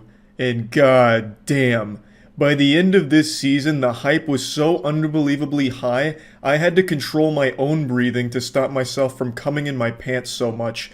I was the embodiment of the ejaculation Hashira. It was crazy. The animation here was on a totally different level than pretty much all other anime. And I didn't think they could really top Season 1 in terms of visuals and like how smooth and incredible that was. But Season 2 did it, I would even say, better. Like the second to last episode, right before the finale, was some of the most incredible animation I've ever seen. Like, just straight up in any show. It was fucking unreal. The budget for this, I can't even imagine. It has to be astronomical. I don't know who's funding this, but Ufotable must have unlimited deep pockets, like Tommy Wiseau, you know, like where is it all coming from? The mystery of where they're getting the money to make this kind of high quality animation is absolutely astounding. The entire season was incredible though.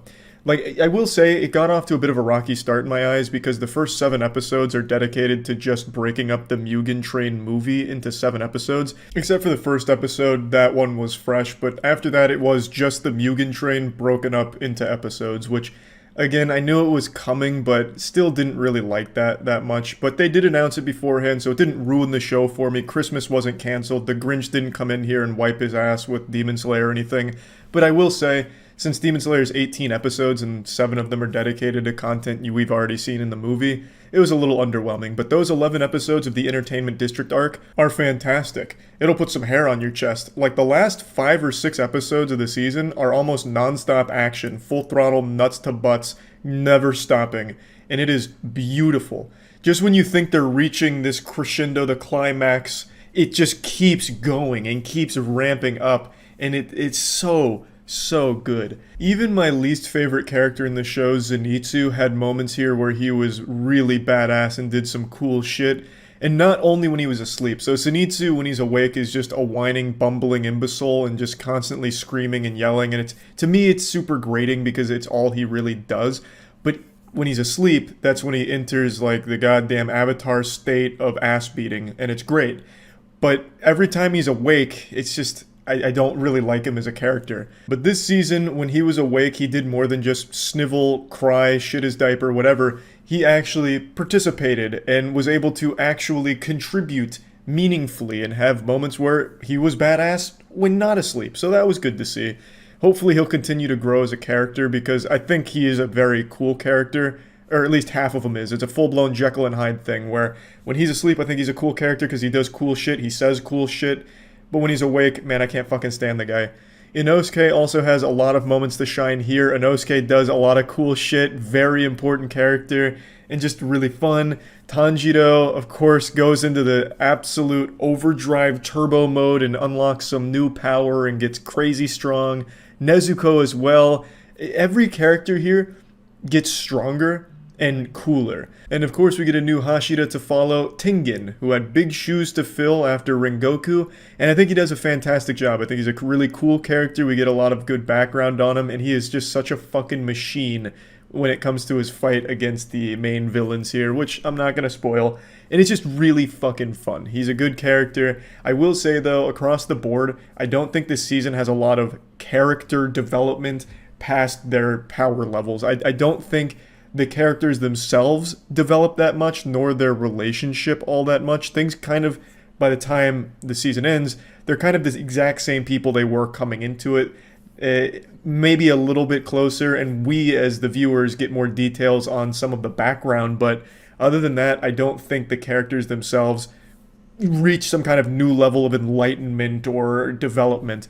Apart from being able to really beat more ass more efficiently. I mean, it's Demon Slayer. Just like in Season 1, it's a super simple plot, and there's nothing wrong with that. The narrative is simple on purpose. It's unapologetically shonen. Pretty standard stuff. So most people aren't watching Demon Slayer to be drawn into the lore and the storytelling of it because it's all very simple, and I think that works to its benefit. Most people are here for a really light, fun, over-the-top, beautiful action show, and that's exactly what Season 2 continues to deliver, and I think even delivers better than Season 1 at certain points. So I was super pleased with it. Yes, the characters aren't getting a ton of depth or anything like that, but now they're able to really put their ass in someone's asshole. They can go absolutely nuts with all of their newfound powers and abilities that are just amplifying the intensity of the show to new levels, and I really appreciated it. So plugging Demon Slayer Season 2 in the Moist Meter, I'm going to give it again a 95%. I think it kept the momentum from the first season, built upon it, and made it even better. So I had a lot of fun, and I'm sure if you already like Season 1, you'll have a lot of fun with this one as well. That's about it. See ya. You are to find Suleiman and locate the stolen file in order to save mankind from a disaster of unprecedented proportions. Alright, time to save the world, baby.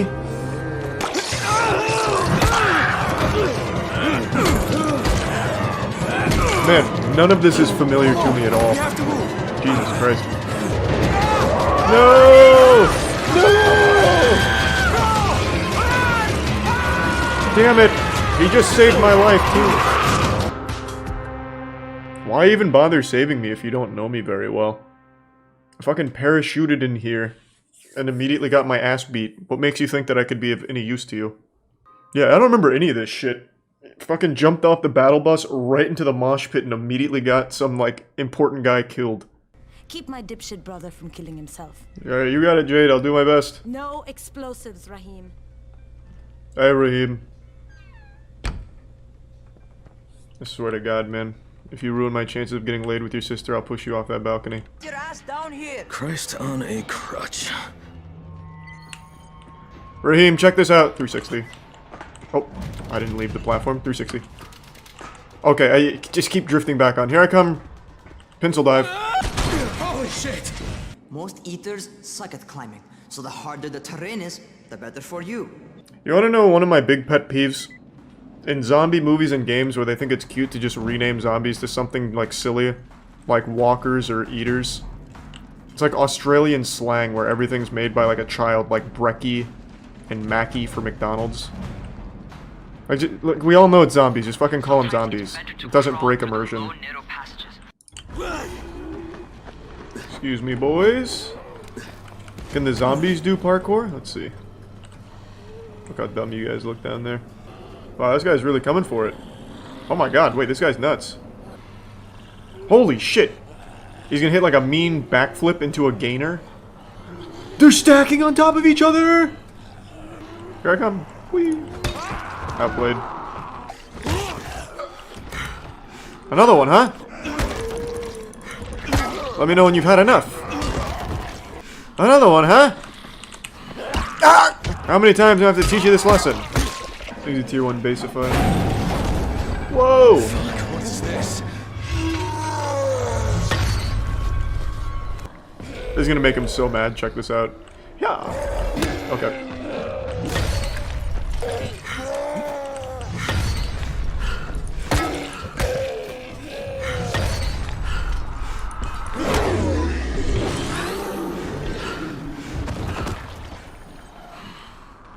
Nice. Surprise! She feels so stupid. You gotta stay alert. Even the zombies have something to fear at night. Ghazi lives under the overpass. And don't mention his mother's death. He won't understand. What? I didn't even know about that. Why would I have mentioned that? I'm meeting this guy for the first time. Would I just go up to him and be like, hey, your mom's dead, what's up with that? Jesus. I understand the world's gone to shit, but we still understand basic social skills, I would think. How is that so... That wasn't even a long fall. God damn it. When do I learn like a safety roll or something? Okay, I need to stop wasting that. Whoa! What is happening? What is happening? Is he immortal? God damn. Damn it. No! Now the zombies learned how to fly planes? We're doomed. How much health does this guy have?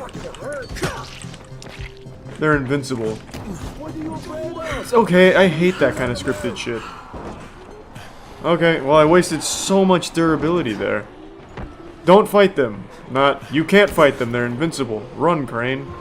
So if you find an airdrop containing Anderson, destroy it. What? Alright, oh. Why? That's not helpful. Force interaction with Rise. You can go under Brecken's auspices as an ambassador, if you will. But there are civilians depending on this stuff. Our plan is I'm depending on this stuff. Oh no! How is this gonna force an interaction with them? We could still take it and still get that interaction. Oh shit. No, it isn't, so he's forced to ask for help.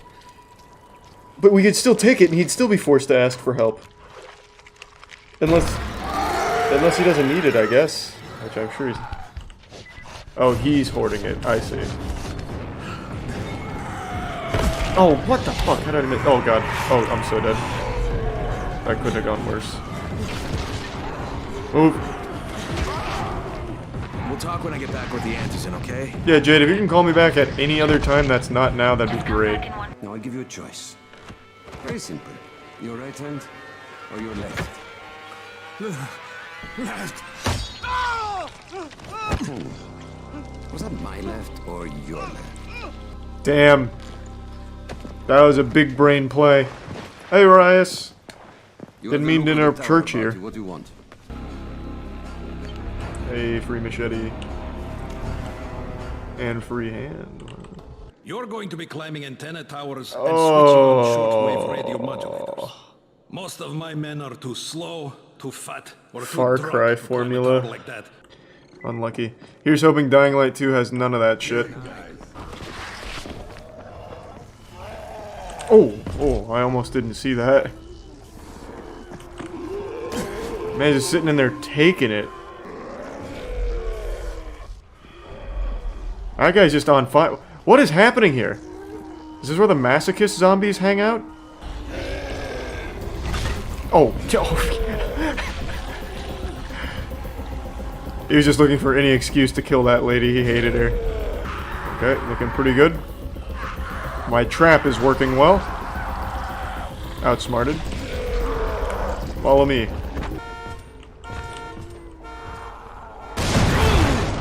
What even blew it up? Oh my god, I'm taking so much damage from these explosions.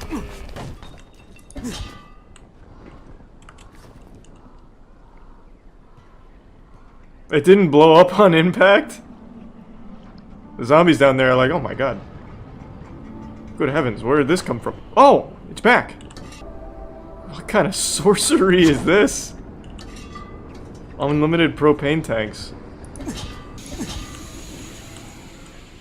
Yep.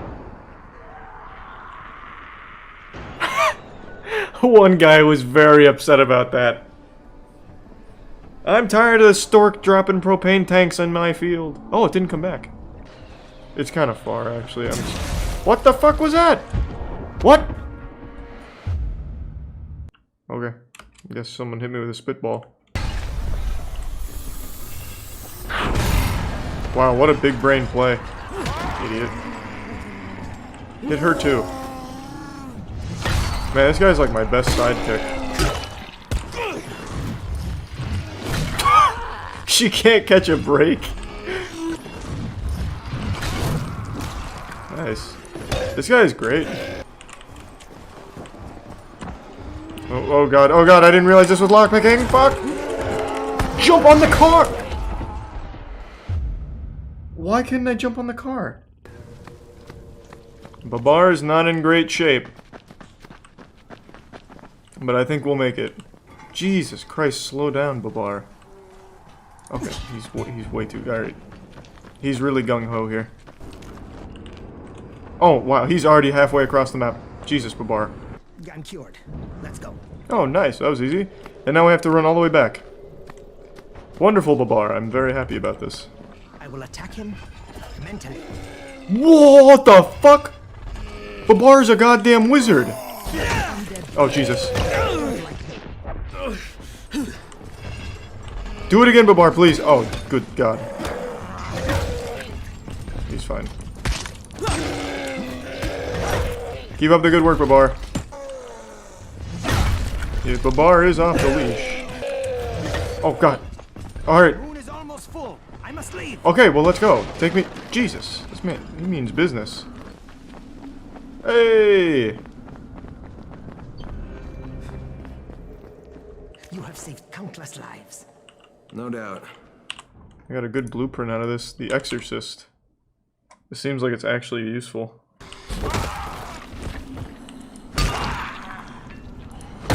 Still alive, huh? Still alive, huh? How many times do I have to teach you this lesson?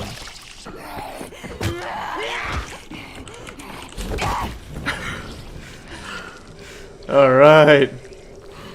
Got her. This guy doesn't even want any trouble. I almost feel bad if I kill him.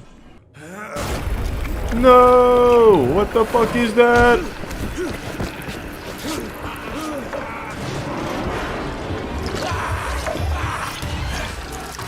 Oh, wow. Man, this is crazy. I'm having like huge deja vu. This is a fat one. That's the only explanation. Well, this is gonna be tough, yeah. They've got a bunch of boys in here. Like the scary kind. Oh, shit. Okay, Kareem, I'm outside the village, Okay. but there's a whole horde of infected in there. Why did that guy even blow up? Okay. Oh, God. What? How am I supposed to protect him from all of the— I'm not high enough for this.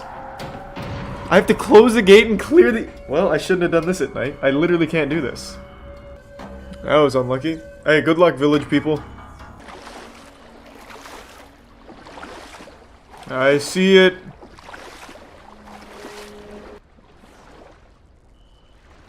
Holy shit, how long do I hold it for?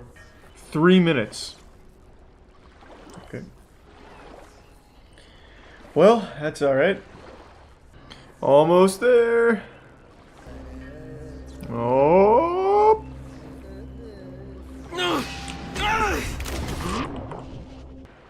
Alright, time to swim all the way back. Now I can clear this shit out. Oh, they're just normal zombies, right? Yeah. Oh, idiot. Oh, she died instantly. Oh, oh boy, oh boy. What the fuck? One of the guards saw him cut the hasp and run off.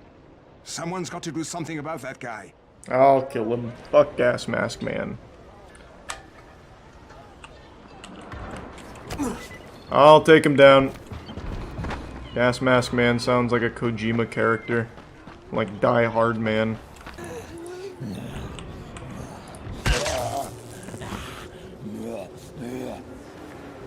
Man, this guy just doesn't even really want any trouble, to be honest. Too bad. Sorry, kid. How do I do a power swing?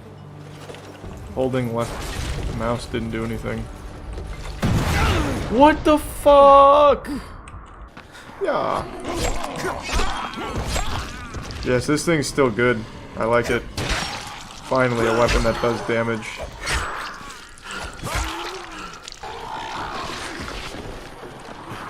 What a move! Oh my god, I was so close to. Halfway back, I guess. That was clean. A lot of goodies. Holy shit! Oh Jesus! What the fuck? Not yet. What Wait the a sec. fuck? Slices bullets. Yeah, that'd be pretty nuts. That'd be cool. How do I even get up there to kill him? Oh, I have to go from above. Okay, this is gonna be tough. Okay, okay, okay. That's clearly not it. What the fuck kind of humanitarian outfit are you guys? And for that matter, if this project file can save the world, why keep it a fucking secret?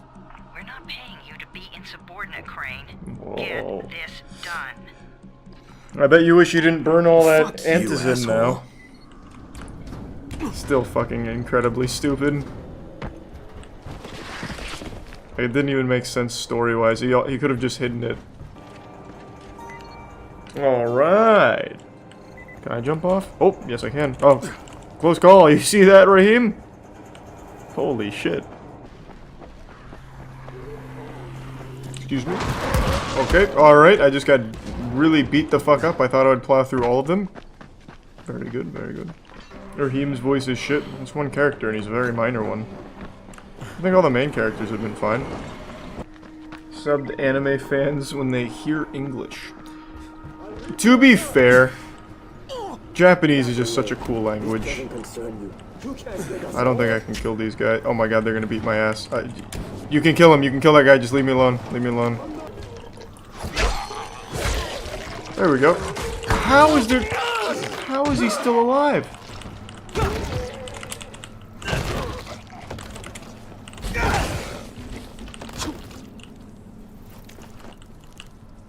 Okay, all good now.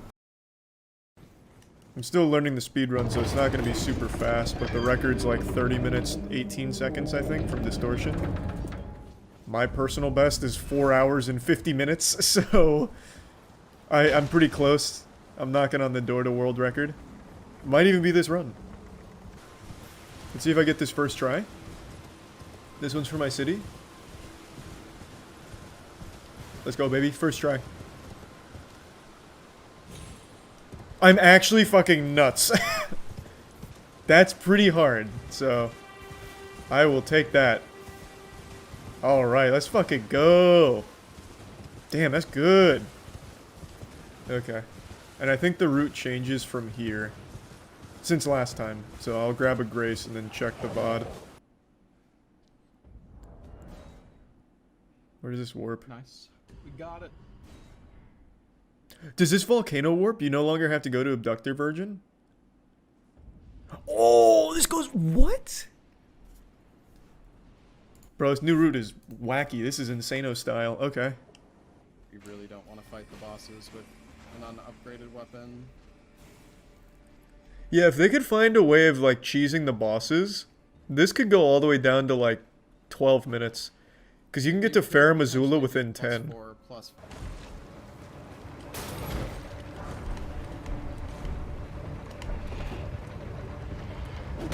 Yeah, you asshole!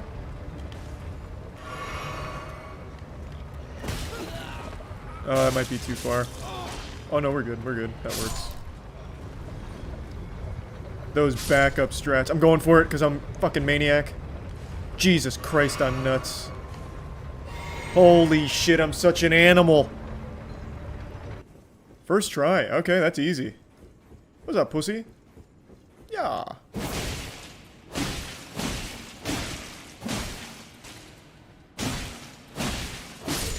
Okay. 4 hits, then block to start new combo. Okay. Okay, that makes sense. What's next? Scary. Exit Prime, God of Sandwich. Looking good. And then grab Somber, de-aggro for the resolve. First try.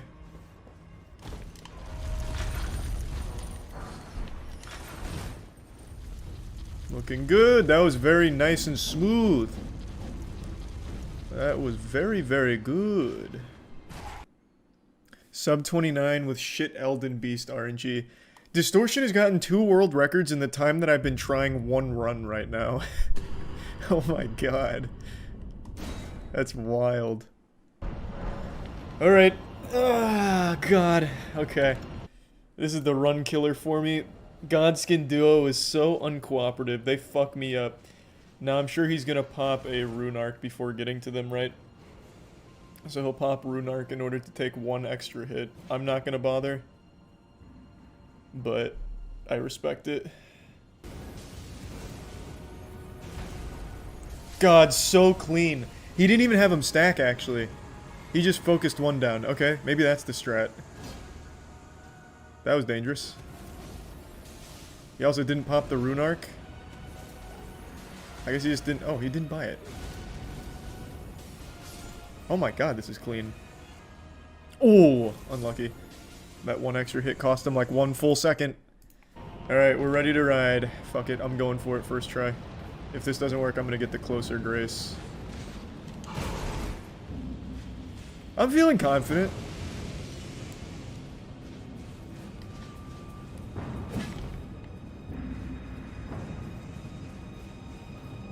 If I get this first try, I'm gonna go nuts, I'll tell you right now. Shit.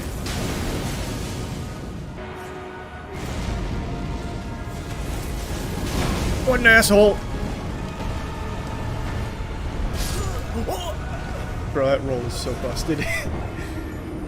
I couldn't even queue up another roll in time. What a piece of shit.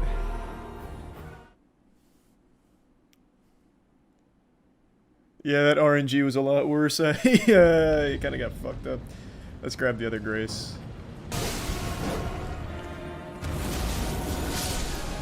That was pretty clean. Oh, I just ate that like an idiot. Here comes the roll.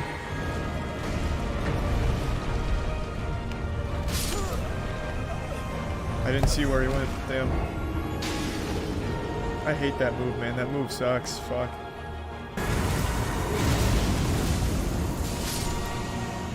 Not bad, not bad. Now we wait. Gotcha. Alright, PB. I'll fucking take that. We got good RNG on that time. Fuck yeah. We needed that. No sub 10 tries. Okay. We're on good pace. Let's fucking ride. Here I come.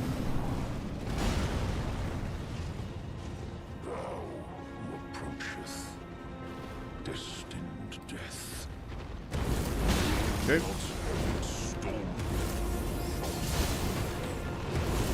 Oh, I was still in range. Fuck. That's alright. Clean start.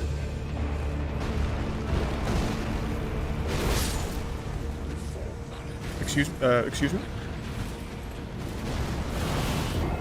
What? Wait, why did he do that? Wasn't he supposed to immediately go into the giant jump?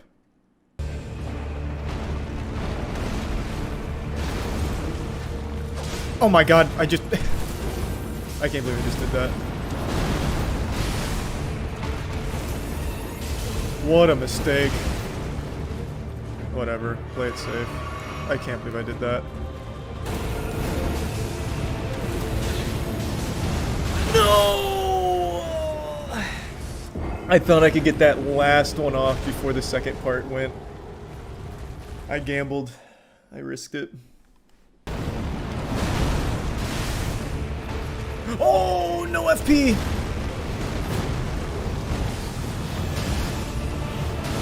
Oh, clutch. Fuck.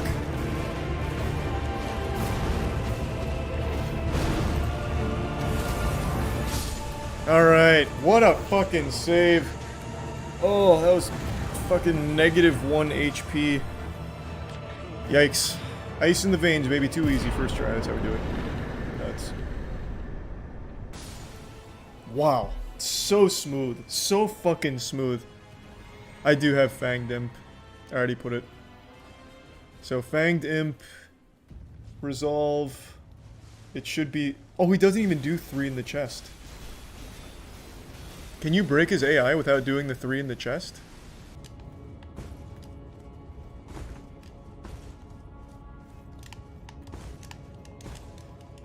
Oh! Let's go. That's actually kind of wild. That skips the Gideon fight. And what I'm about to do now skips the Godfrey fight. Check out this first try. Okay, I'll go fuck myself. Yep, there's the classic. I hate this skip. This is probably my least favorite skip in all of speedrunning. I hate it. I absolutely hate this one. If you quit when you're right there, you get teleported back to the rail when you log in. Oh, instead of like trying to go left through the door, it'll put you on the rail, so I just quit out again? Oh, okay, well that's huge then. Oh, fuck yeah. If that's true. Only one guy is saying that, it's probably wrong. And I guess we'll never know, because I'm gonna do it right now, first try. I'm feeling good. I'm feeling pretty good.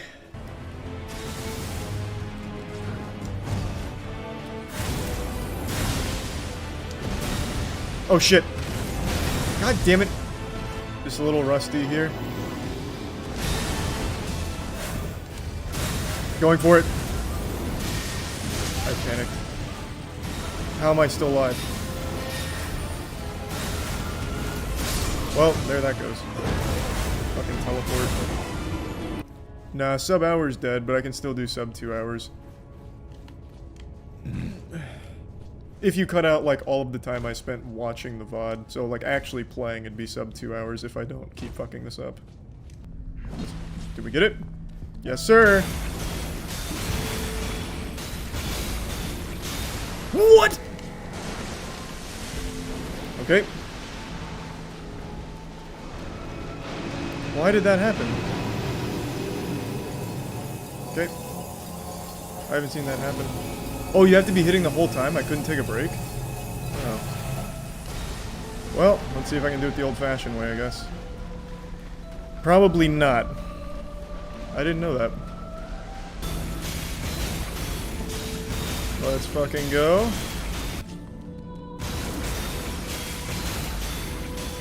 Not bad. Fuck yeah. Sub 2 hours. That's a huge improvement. Let's fucking go, baby. Yeah, the fights felt a lot better. Just a lot of silly mistakes because I keep fucking up patterns or getting too greedy. Why don't you quit and reload to open doors like Distortion? I've just never liked that part about Souls speedrunning. They do it to pause timer. It's not really like faster to quit out and reload in than it is to just wait for the whole animation, but it pauses the timer, so it's good for like a brief respite. I don't really like doing that, so I just don't. I have nothing against it, it's just a personal preference. There we go, just fucking send it. Oh, wrong side. Hold on. Reset. Fucking sit. Wait, was that it? I'll just grab the grace. I mean, who am I trying to prove something to? Am I right? I'm kidding, I'm not a bitch. Here I go. I blew it. Okay. Safe strats, safe strats, safe strats. Reset. Oh god! Oh my god! Oh. Okay. Alright. We're in a bit of a pickle, I'm not gonna lie. What if I sprint at the wall? Oh god! Safe strats, safe strats, safe strats. Oh my god. Yep, oh my... Okay, hey. We'll take the long way. The scenic route, there we go. First try, let's go.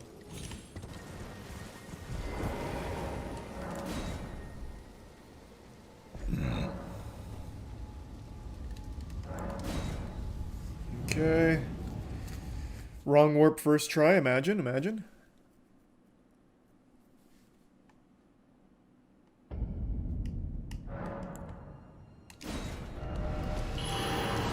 I actually think I just got that first try.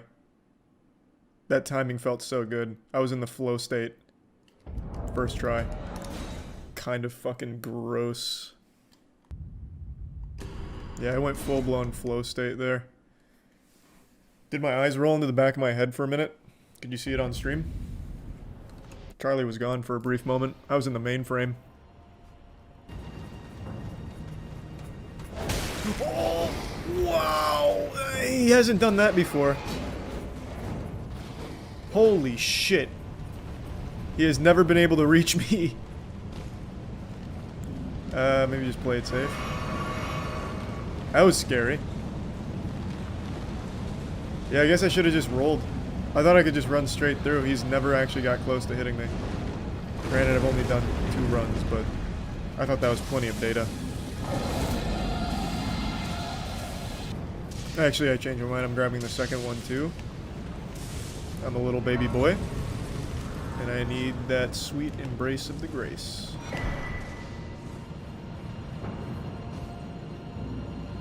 I'm so glad I grabbed that second one. Bad jump, I thought it was there. I guess it's further down. Okay, I'm getting a little too crazy. I don't know why I'm trying to go off like instinct when I've only ran this twice. Come on. Oh my god, come on, what are you doing? You asshole. You genuine asshole. You actual stinky asshole. Please. Why are you doing this? Why are you doing this? Oh my god, he's just killing himself. Please, it's not worth it. Stop. Oh my god, stop. Oh my god, they're all just committing mass suicide. Good lord, it's like Heaven's Gate. Okay, he's still dead, but you guys can pick up where he left off. Why are you gonna do this? Just do the grab. Just do the grab! Oh, now I'm gonna die from it because he hit me. This is so stupid. This is so stupid. Maybe I get lucky. Oh my god, I did get lucky.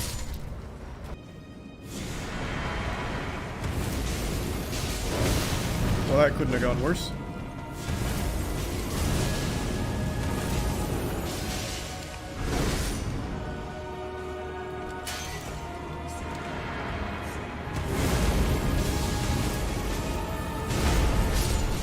Holy shit, that is so good. That RNG is nuts.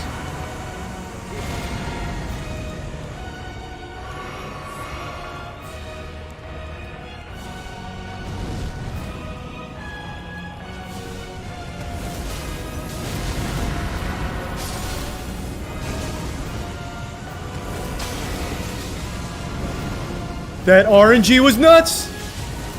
Let's fucking go! Yo, that RNG was fucking crazy! Holy shit. For the first time, they actually did exactly what I needed them to do. God damn, I just slapped my whole cock on their chin. Oh my god. My RNG was unironically better than his 28-minute run here. They stacked up instantly. Alright, let's see if I can first try Malekith as well. First tried Godskin Duo. Let's see if I get Malekith. That would be crazy. In my last run though, I was doing pretty well. It's just that phase 2 I'd go a little too Insano style.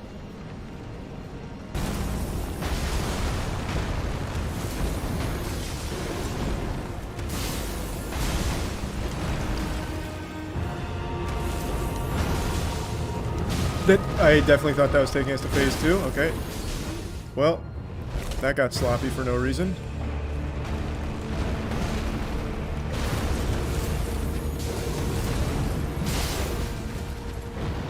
Oh, it's not plunge.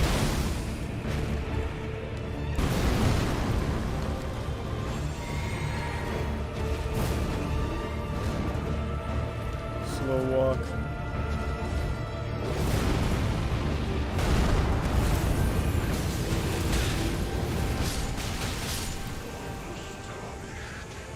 What the fuck? Why? That should count. I think that counts. I don't know. Is it long enough? It counts. We fucking got it. Nice. What happens there? That's gonna be a really wacky interaction. Radagon has been a real pain in the ass, though.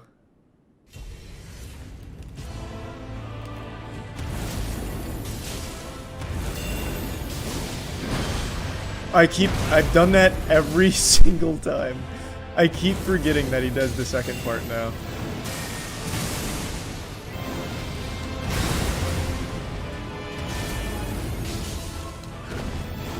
Oh. The double blast? I didn't expect that. If I just would stop trying to Hoarfrost after his slam down, I'd be fine. I keep forgetting that he does the stomp after.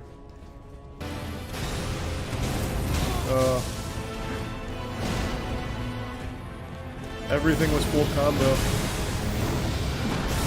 Wow, I've never seen back-to-back stomps. Holy shit. What a run. What a run. Thanks, Resub Yan. This one is already slower than the last. I took much longer on Malekith and now Radagon. I just completely fell apart. It's so upsetting. What the fuck? It's so upsetting. It just all went downhill, man. Turned into a complete disaster. What? Oh my god, why? I'm panicking. Oh my god, not like this. Oh, why? How did I get clipped? How did I get clipped on that 3 slam thing? How did I get clipped?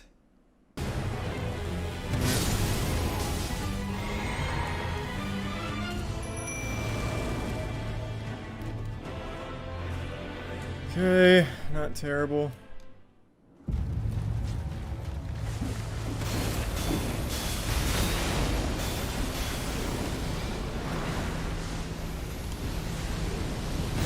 Shit. Well, I blew it.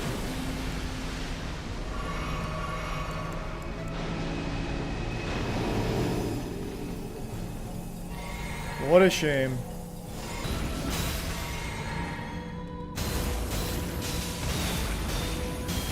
There we go, finally. What a rough run. It started off so incredibly good. That Godskin duo RNG was some of the best in all of speedrunning history. Then Malekith and Radagon, I just can't. I haven't mastered them yet. I can't do it. I absolutely just fucking can't. Their attack patterns blow my ass out. Yeah, hopefully the next one. At least I memorized most of the route. What time are you aiming for? Well, I want a sub-hour. That run right there was easily sub-hour potential, and then I hit a fucking wall, and I'm really upset about it. I just could not do Malekith, and then Radagon was even more sloppy.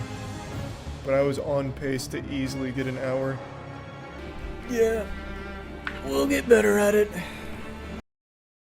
The hogfish hasn't evolved in 300 million years and is called the perfect animal. And all it does is spread slime in the water. The fuck is a hogfish? Gigantic this is called the perfect animal? Bro, this thing looks dumb as fuck. I was expecting it to be like Cell from Dragon Ball Z or something. We had to shoot this huge fish for our safety. Glock. What do you mean, why? Did the fish hold you at gunpoint? What do you mean? What did you catch? Like an Atlantean or something who came up with this trident? I don't think you... I'm sure you could have just cut the line. What kind of goddamn American shit is that? Oh my god, the fish is too big. Quick, get the Glock! It was pulling the boat down. Then cut the line. Or shoot the line, I guess. I don't care. So this is the one that's supposed to be the perfect animal? These are coming in just covered in slime, and here there's something moving inside. I think the only way I'm going to get those out is to put a hand in and pull. It's like Spider-Man swung through. God, it's like that scene in First Men in Black where that lady gives birth to the alien. What I've got in my hand here, this hagfish. Why don't they evolve? What could be called a living fossil, because in terms of Who body cursed plan, them? this creature has remained pretty well unchanged for something like 300 to 500 million years. All Yeah, these things don't even and all evolve. It's living fucking fish cringe. would ultimately have come from something rather like this. All it does is Hagfish goo. don't have jaws. Evolution is cruel. For 300 million years, the hagfish have done nothing but ooze cum for no reason. When will they finally advance up the technological chain? A fish so ancient, it has remained unchanged for 300 million years. That's nothing to be proud of. Because evolution forgot about it. Is the hagfish. Gave up on it. And slithers along the ocean floor. Oh my It god, has a never mind, it's skull, perfect. But no spine. Like something out of an alien movie. That just looks painful for it. Surely it should have evolved to make this a less awful process for the fish. It looks like it's actually hurting itself every time it opens its Jawless mouth. maw is made for. They It put a has no GoPro on a fins, dead fish. But its paddle-like tail makes light work of swimming. Very intense. Soon, it's a frenzy of multiple mincing mouths. God, no manners at all. And to keep other hungry onlookers They didn't even at have bay, like little hands the or anything. hagfish excrete copious amounts of Embarrassing. slime into the water. Wow, I see why they've remained It unchanged. may be months before they find another meal like this. Well then, how is it not evolving? If it goes months without a good meal, wouldn't it evolve to maybe get like, I don't know, like a fucking mounted turret on its skull or something? Like anything to help it hunt? Find more food? If it has to wait months in between meals, well, meaningful meals, and it can't even hunt anything that's alive, it has to wait for someone's sloppy seconds, why wouldn't it evolve to be a better hunter? This thing was literally created by evolution to be a loser. It evolved past the need for food, I guess. Scientists film hagfish anti-shark slime weapon. What a cool title. Do they have technology? Like an underwater base? Get out of there, hagfish! Oh, he's kicking sand in his face. No! Oh, he didn't like that slime. Ew, yucky. Oh, this thing just came in my mouth. How vile.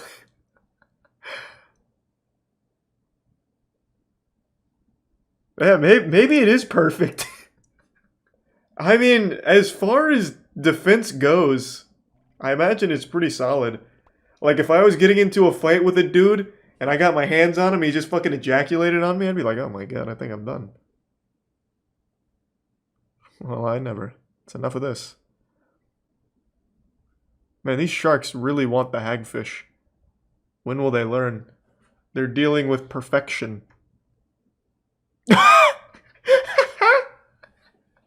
Yucky! Ew! Oh my god, you heathen! Oh! Have some decency! Thanks, Yusuf Connor. I take everything I said back. I'm a hagfish fan. What if you fell into a pool of hagfish? You'd never get out. You'd fucking, the weight of all their slime would drown you, I bet.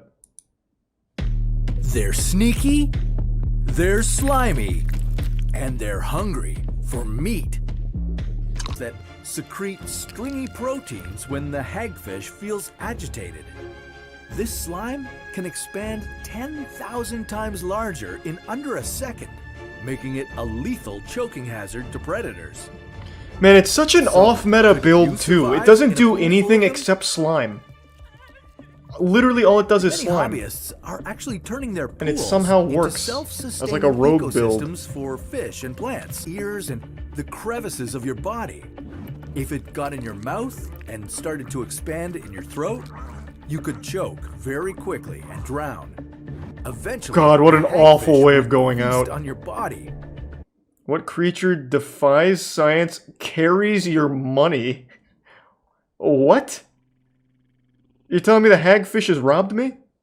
I'll have to check my NFT portfolio. How is it carrying my money? What the fuck happened? What is going on with the hagfish community? Alright, that's probably enough hagfish. I feel like I've learned all there is to know about the hagfish now. I become a fan. I went from finding them silly to really appreciating their fine work. Our fighters don't compete for glory. They are here to test themselves. They compete to be the best in the world at the most prestigious sport. This is Slap Fight. An outspoken slapper from Lehigh, Utah, White Simba is ready to take center stage at Slap Fight Champion. Damn, that is a pretty wacky hairstyle. It's like half powdered wig and like half kind of modern Swedish metal. Damn, it's kind of cool. That's looking nice. Young James we've seen a bunch. Young James used to be champion, but then Frank the Tank really started to pop off.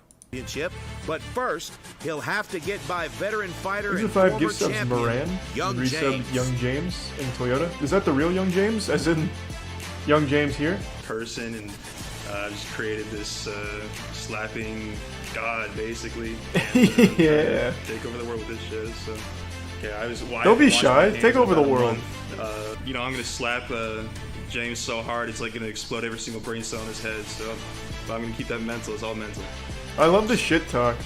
I'd really like to see someone come in here and just like, yeah, I literally haven't cleaned myself in a week. Every time I shit and wipe, I don't wash my hands just to give a poison debuff to my slaps. Like, I'm really kind of trying to play dirty here tonight. Anything to get the dubski. I don't have big hands just for fun of it. I can't use it. He's always been such a wholesome guy. There's Prime Fire Tire.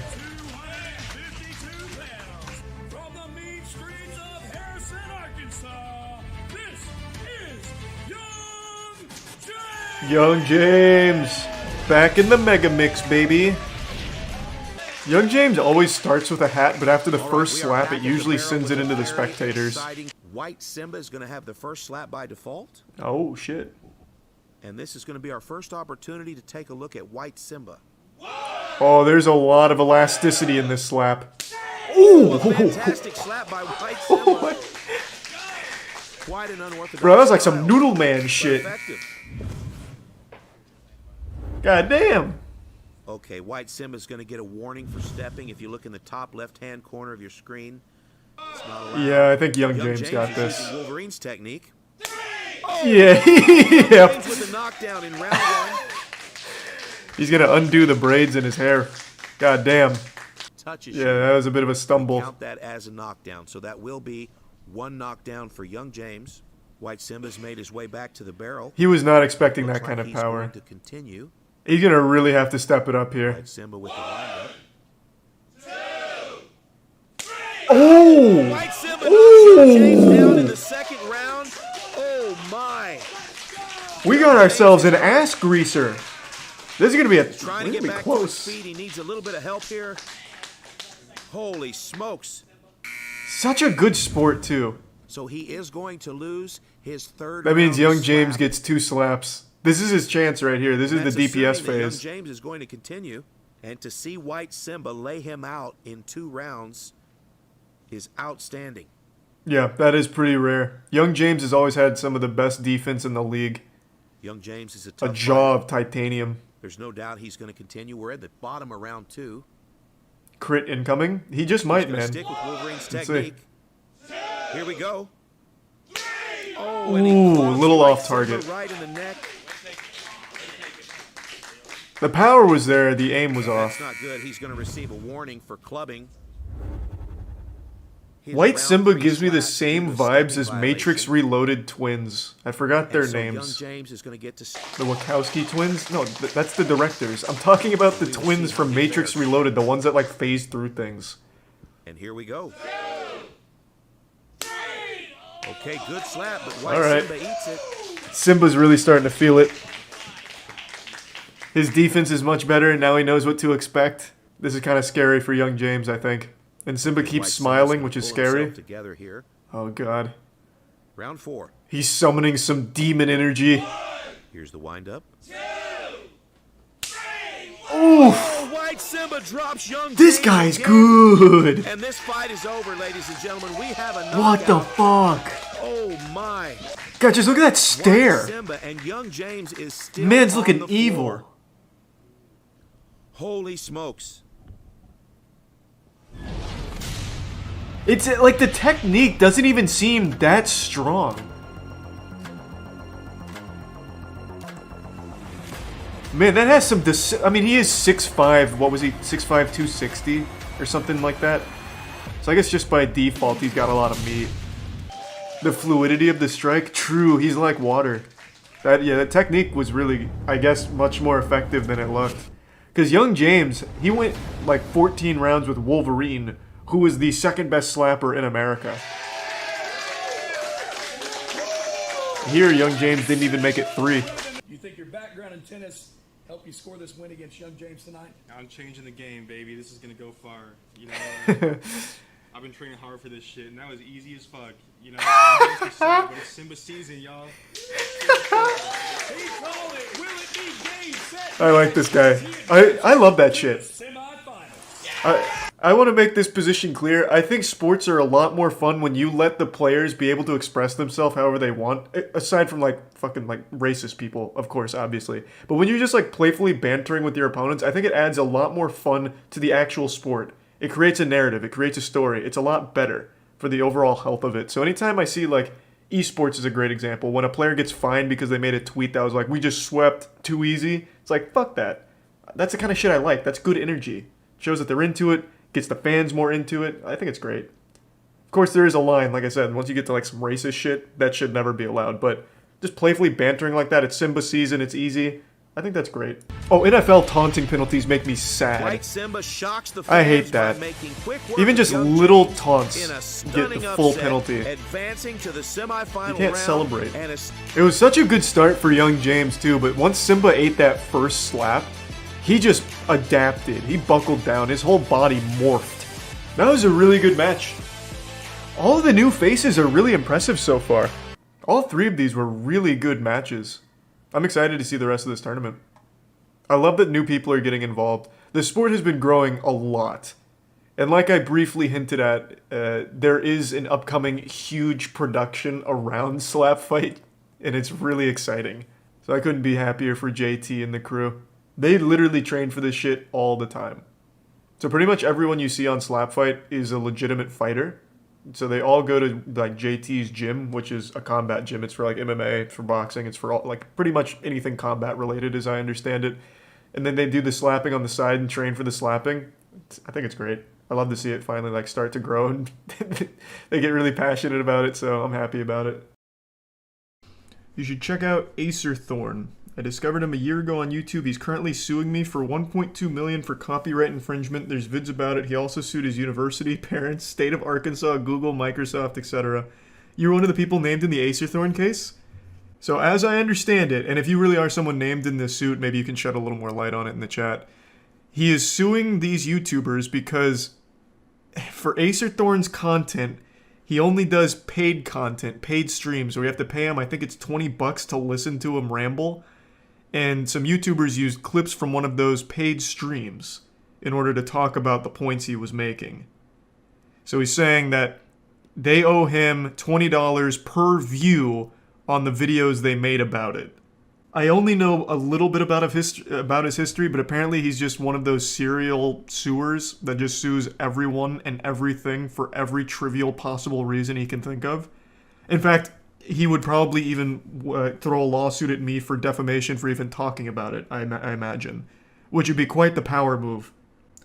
Originally this started after a collab stream between me and Acer Thorn in which he timed out a lot of chat users for mentioning his past in the court.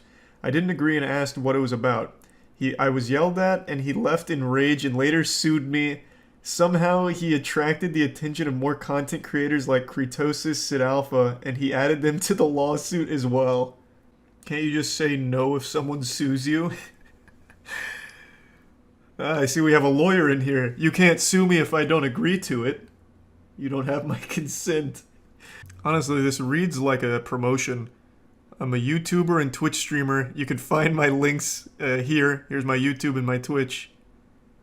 I know he did this because he proceeded to make a video that included this clip. See infringement 23. Can you say this in a lawsuit? He acquired possession of that clip because duh? What self-respecting lawyer would write that? This is like a teenager's blog. Does he write these himself? That means he necessarily acquired it through unauthorized means. Oh, so you there are wouldn't couple of download a things here. car. The first He's is a the pirate. most obvious, that Acer Thorn is factually... The lawsuit says he's representing himself. Yikes. Oh my god. So does he just do these frivolous lawsuits as like a creative writing piece? The last time I saw someone represent themselves in court, it was a guy who murdered someone and his defense was, yeah, I murdered her. And what are you gonna do about it? Oh, I'm not exaggerating. The guy who murdered, I think it was his girlfriend or something. It was a viral clip on YouTube like a year ago. The guy who murdered his girlfriend was like, I murdered her, but you're all getting how I did it wrong. This is how it happened. And he did it like he was delivering some kind of pregame pep talk. What actually happened is I killed her over there, not over there that you claim. As if that was like what was up for debate. I probably can't show the clip, and it's pretty fucked up because it's an actual murder case. But yeah, that was the last time I saw someone represent themselves. He wasn't denying that he killed her, he was just saying that they're getting the story wrong of how he killed her. Was he found innocent? I don't think so, man. But imagine the world were like, oh my god, he's right. It looks like she really was killed in the other room. Like it's a game of Clue. Oh, it wasn't Colonel Mustard in the library. Now we gotta let him go. Watch the clip. I'm not fucking touching an Acer Thorn clip. It's just like handling raw sewage. No chance. I'm not touching him. So it's a 2-minute clip. It's really, it's not a 2-minute clip. It's really short. Some sort of evidence to prove to me that he has been harmed in any appreciable way, as I seriously doubt very many of my own viewers would be willing to lobotomize themselves to the point where they would be willing to provide such an inept content creator as Acer Thorn with any money whatsoever. There is, however, a third decision. Get ready for the next lawsuit, Sid Alpha, for that little smackdown there. So, Sophian says that the clip is him accidentally going live and spazzing out. So is the reason he got all upset because he looked silly? Is that what it's about? Yeah, that's the reason. Oh. Thanks to give sub Big Mary.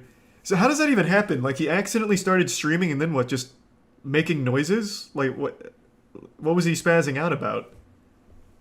I'm not gonna look it up. I'm not gonna even take the chance. Like, I can't think of a single time I've ended stream and just started going like fucking wacky inflatable tube man with my arms and making crazy noises or anything. Imagine Crazy Frog, but stupider. He was just doing goofy stuff. You telling me the guy accidentally started a stream and just started hitting the bring ding ding ding ding or something? Is that really what happened? Man, he should be thanking people for covering that. That makes him look human.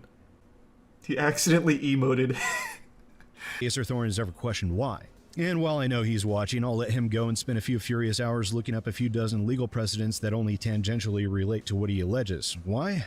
And because I'm a cruel bastard like that. Bro, you're using big words. Acer Thorn in his own lawsuit put in parentheses because duh. Oh, voice crack, wow. Like, you're throwing words around that he's gonna have to Google and you're gonna insult him with it. Also, within the Sophie NP lawsuit, we already know that Acer Thorn claims he did not make those noises, which we all know to be a blatant lie, and it will be fun to watch him twist in the wind over that one as well. Myself in a lose-lose situation, whereby in order to have a copyright to even enforce, I must admit to having made the noises myself, which in turn means I must publicly admit to being deranged. Not quite, but... What are you talking about? Everyone makes goofy noises from time to time when they're alone. Shit, I make them on stream sometimes too. What do you mean? You have to admit to being deranged? What is wrong with you? What? Oh my god, now I have to publicly come out and say that I'm a lunatic. Because I made silly noises. People are gonna look at me like I'm a fool. Thus, I'll sue this man. That way no one thinks I'm a fool. Jesus. In order to avoid looking like a clown, he became the whole circus. All right. It is actually the other way around. Because I have the registration for the copyright, that means I hold the presumption of copyright validity. To overcome this presumption, the defendants would have to insist that I did not make these noises, and once they do that, they've just admitted to defaming me when they called me deranged. No, that's really not how that works. So instead, it is actually the defendants, not myself, who have placed themselves in a lose-lose situation by embracing this legal theory for invalidating my copyright. Can you put exclamation points in your lawsuit? This honestly reads like a blog post. Ah, but in fact I was 2 steps ahead of them, like an anime villain. They were wrong. They're in the lose-lose situation. Huzzah! It's a court document twitlonger. Pretty much, this is what it sounds like. Computers and phones for impounding so that they can have any of his content removed from them, and to also remove any of his content from any website. He then requests maximum damages of $150,000 for the 23 alleged cases of infringement for a total of $3,450,000. Oh my god! Holy shit, this guy's going for the moon! Whoo-wee! I don't think it's gonna make it very far for what it's worth. I'm no expert, I didn't pass the bar or anything, but... I mean, the way he wrote that lawsuit seems like any self-respecting court is never gonna actually take it seriously. Spooky vid time? We can see what Mr. Nightmare's up to, sure.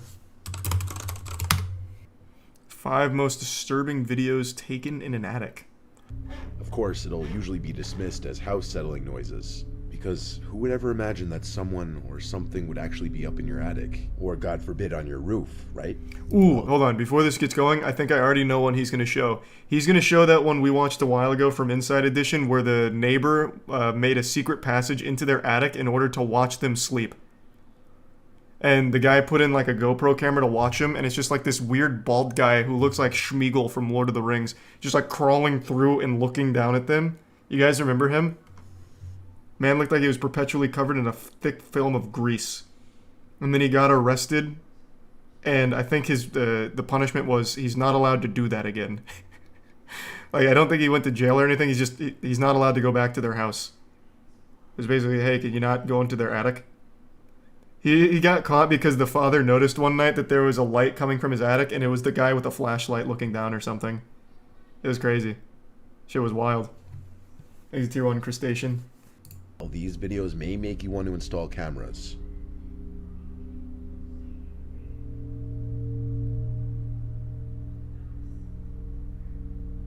Jerome and Ashley this is the one. Immediately into it. With their 10-month yes. baby, were living comfortably. This is the one I was talking about. Above their heads in their own home. The row house next door that was being renovated was owned by 73-year-old Robert Havrilla, who's described There by the he couple as he literally looks like a guy that would be crawling in attics. Like, this is the attic boogeyman. It's like he was born in there and never left. So he keeps trying to find his way back. Yeah, fuck yeah. Immediately into this one. very reclusive and known to keep to himself. Jerome was in bed one night when he heard noises above him in the attic. The kinds of noises that weren't just house noises. Yep, He knew there it somebody is. was up there. Then he noticed a light shining through a pipe, as if it were searching for a place to look through. So Jerome installed a surveillance camera in his attic, and a day later, caught on tape was many people's worst nightmare. His neighbor Robert in his attic, carrying a power drill, looking into the bedroom. His neighbor had made a removable wall to gain access to their attic. It wasn't just the attic, though. Jerome also found perfectly round holes in the common wall between the two row houses. The shapes indicate that Robert the neighbor was drilling holes through the wall. Cops were called, and Robert was charged with stalking and trespassing, which he pled not guilty to. Robert's attorney made a statement that his client had no bad intentions. He claims he was in the attic for maintenance reasons connected to his renovations, not to peep on anyone or do anything malicious. Yeah, he looks like he's renovating up there. No. You see, Your Honor, my client was actually up there looking for lost Pokemon cards. With the recent boom in prices, he realized his grandchildren must have had some good ones that he stored in the attic at one point. There was nothing weird about it. And the fact that he had a flashlight while looking through the pipe into the neighbor's house is truly just a coincidence and a misunderstanding. Anybody with half a brain would know this is BS. The many holes drilled in the common wall and through the ceiling in the attic were without a doubt meant to spy on his neighbors. Strangely enough, it appears Robert was aware of the camera that Jerome had placed, as he looks right at it. God, it's like an alien. So why he continued to do It's what like a he baby did alien. is unknown. When the window doesn't provide a good view of what it could be, he decides to go outside for a better view, and this is what he sees. Oh, it's gonna be Slender Man. I feel it. The fuck is that? Oh, well, this shit is fake. Damn. Wait, what is that? Something from a Studio Ghibli movie? What am I looking at? Hey. It's half ahead of what looks to be either some kind of creature or perhaps somebody wearing a mask.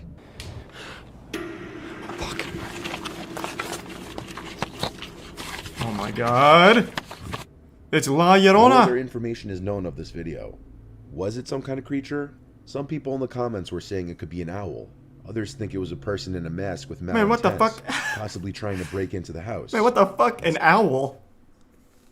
Bro, what kind of... What? It's just a staged YouTube video. I don't think any fucking owl looks like that. And his dad sounded concerned and told him to go upstairs and check on the hot water heater, which is actually in their attic, a very uncommon place to find a water heater. Steven's dad was worried that something was wrong with the water heater and that the sounds he was hearing were coming from it. So Here's some Steven hams. obliged and proceeded to go up into the attic, but not without recording.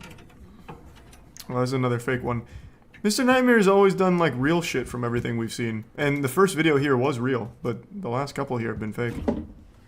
Or at least this one seems like it's about to be Steven checked fake. the water heater and saw that it was completely fine. He then appeared to be leaving the attic, and that's when he heard a sound that caught his attention.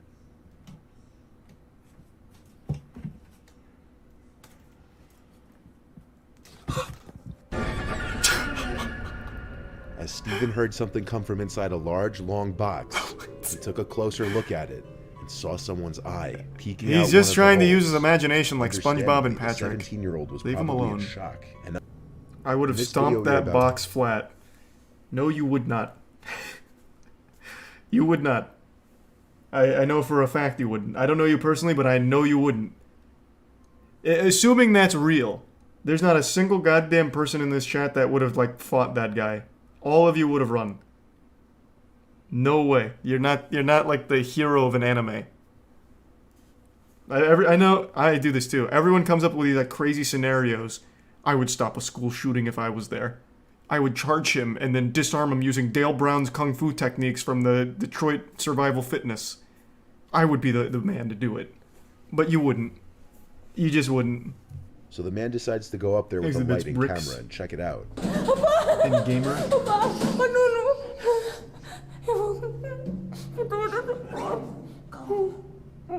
Is that Ray William Johnson? The man looks around for several minutes, but doesn't see anything out of the ordinary. As the wife is clearly very distressed and scared, the man maintains a calm, reassuring demeanor about the situation. What's going on with the audio?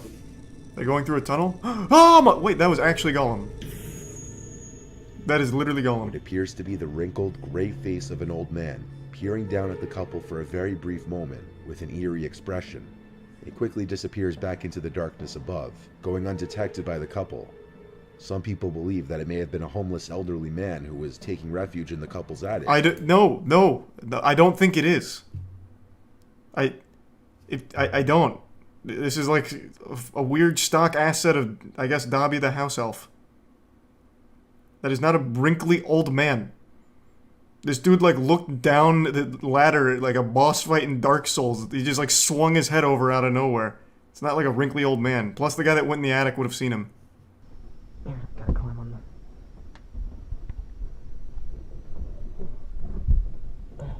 God, what? Oh, it's like an infrared. I feel like I'm in an AC-130 right now. Like that Modern Warfare mission. Good lord.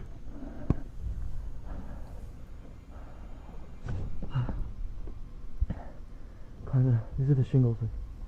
Hey, thanks for the 5 gift subs, gamer. Appreciate it, man. There's some Gorski. Wait a minute, that's the same goddamn guy that was in the other attic. What kind of cryptid is this? The attic bald man? Oh my god.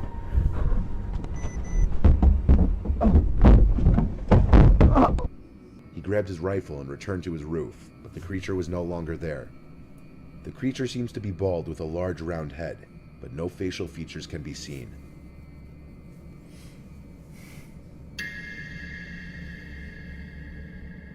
Damn. Well, one of those videos was real. The other 4 were also real. Goddamn, there's an epidemic right now of rakes living on people's roofs, I guess.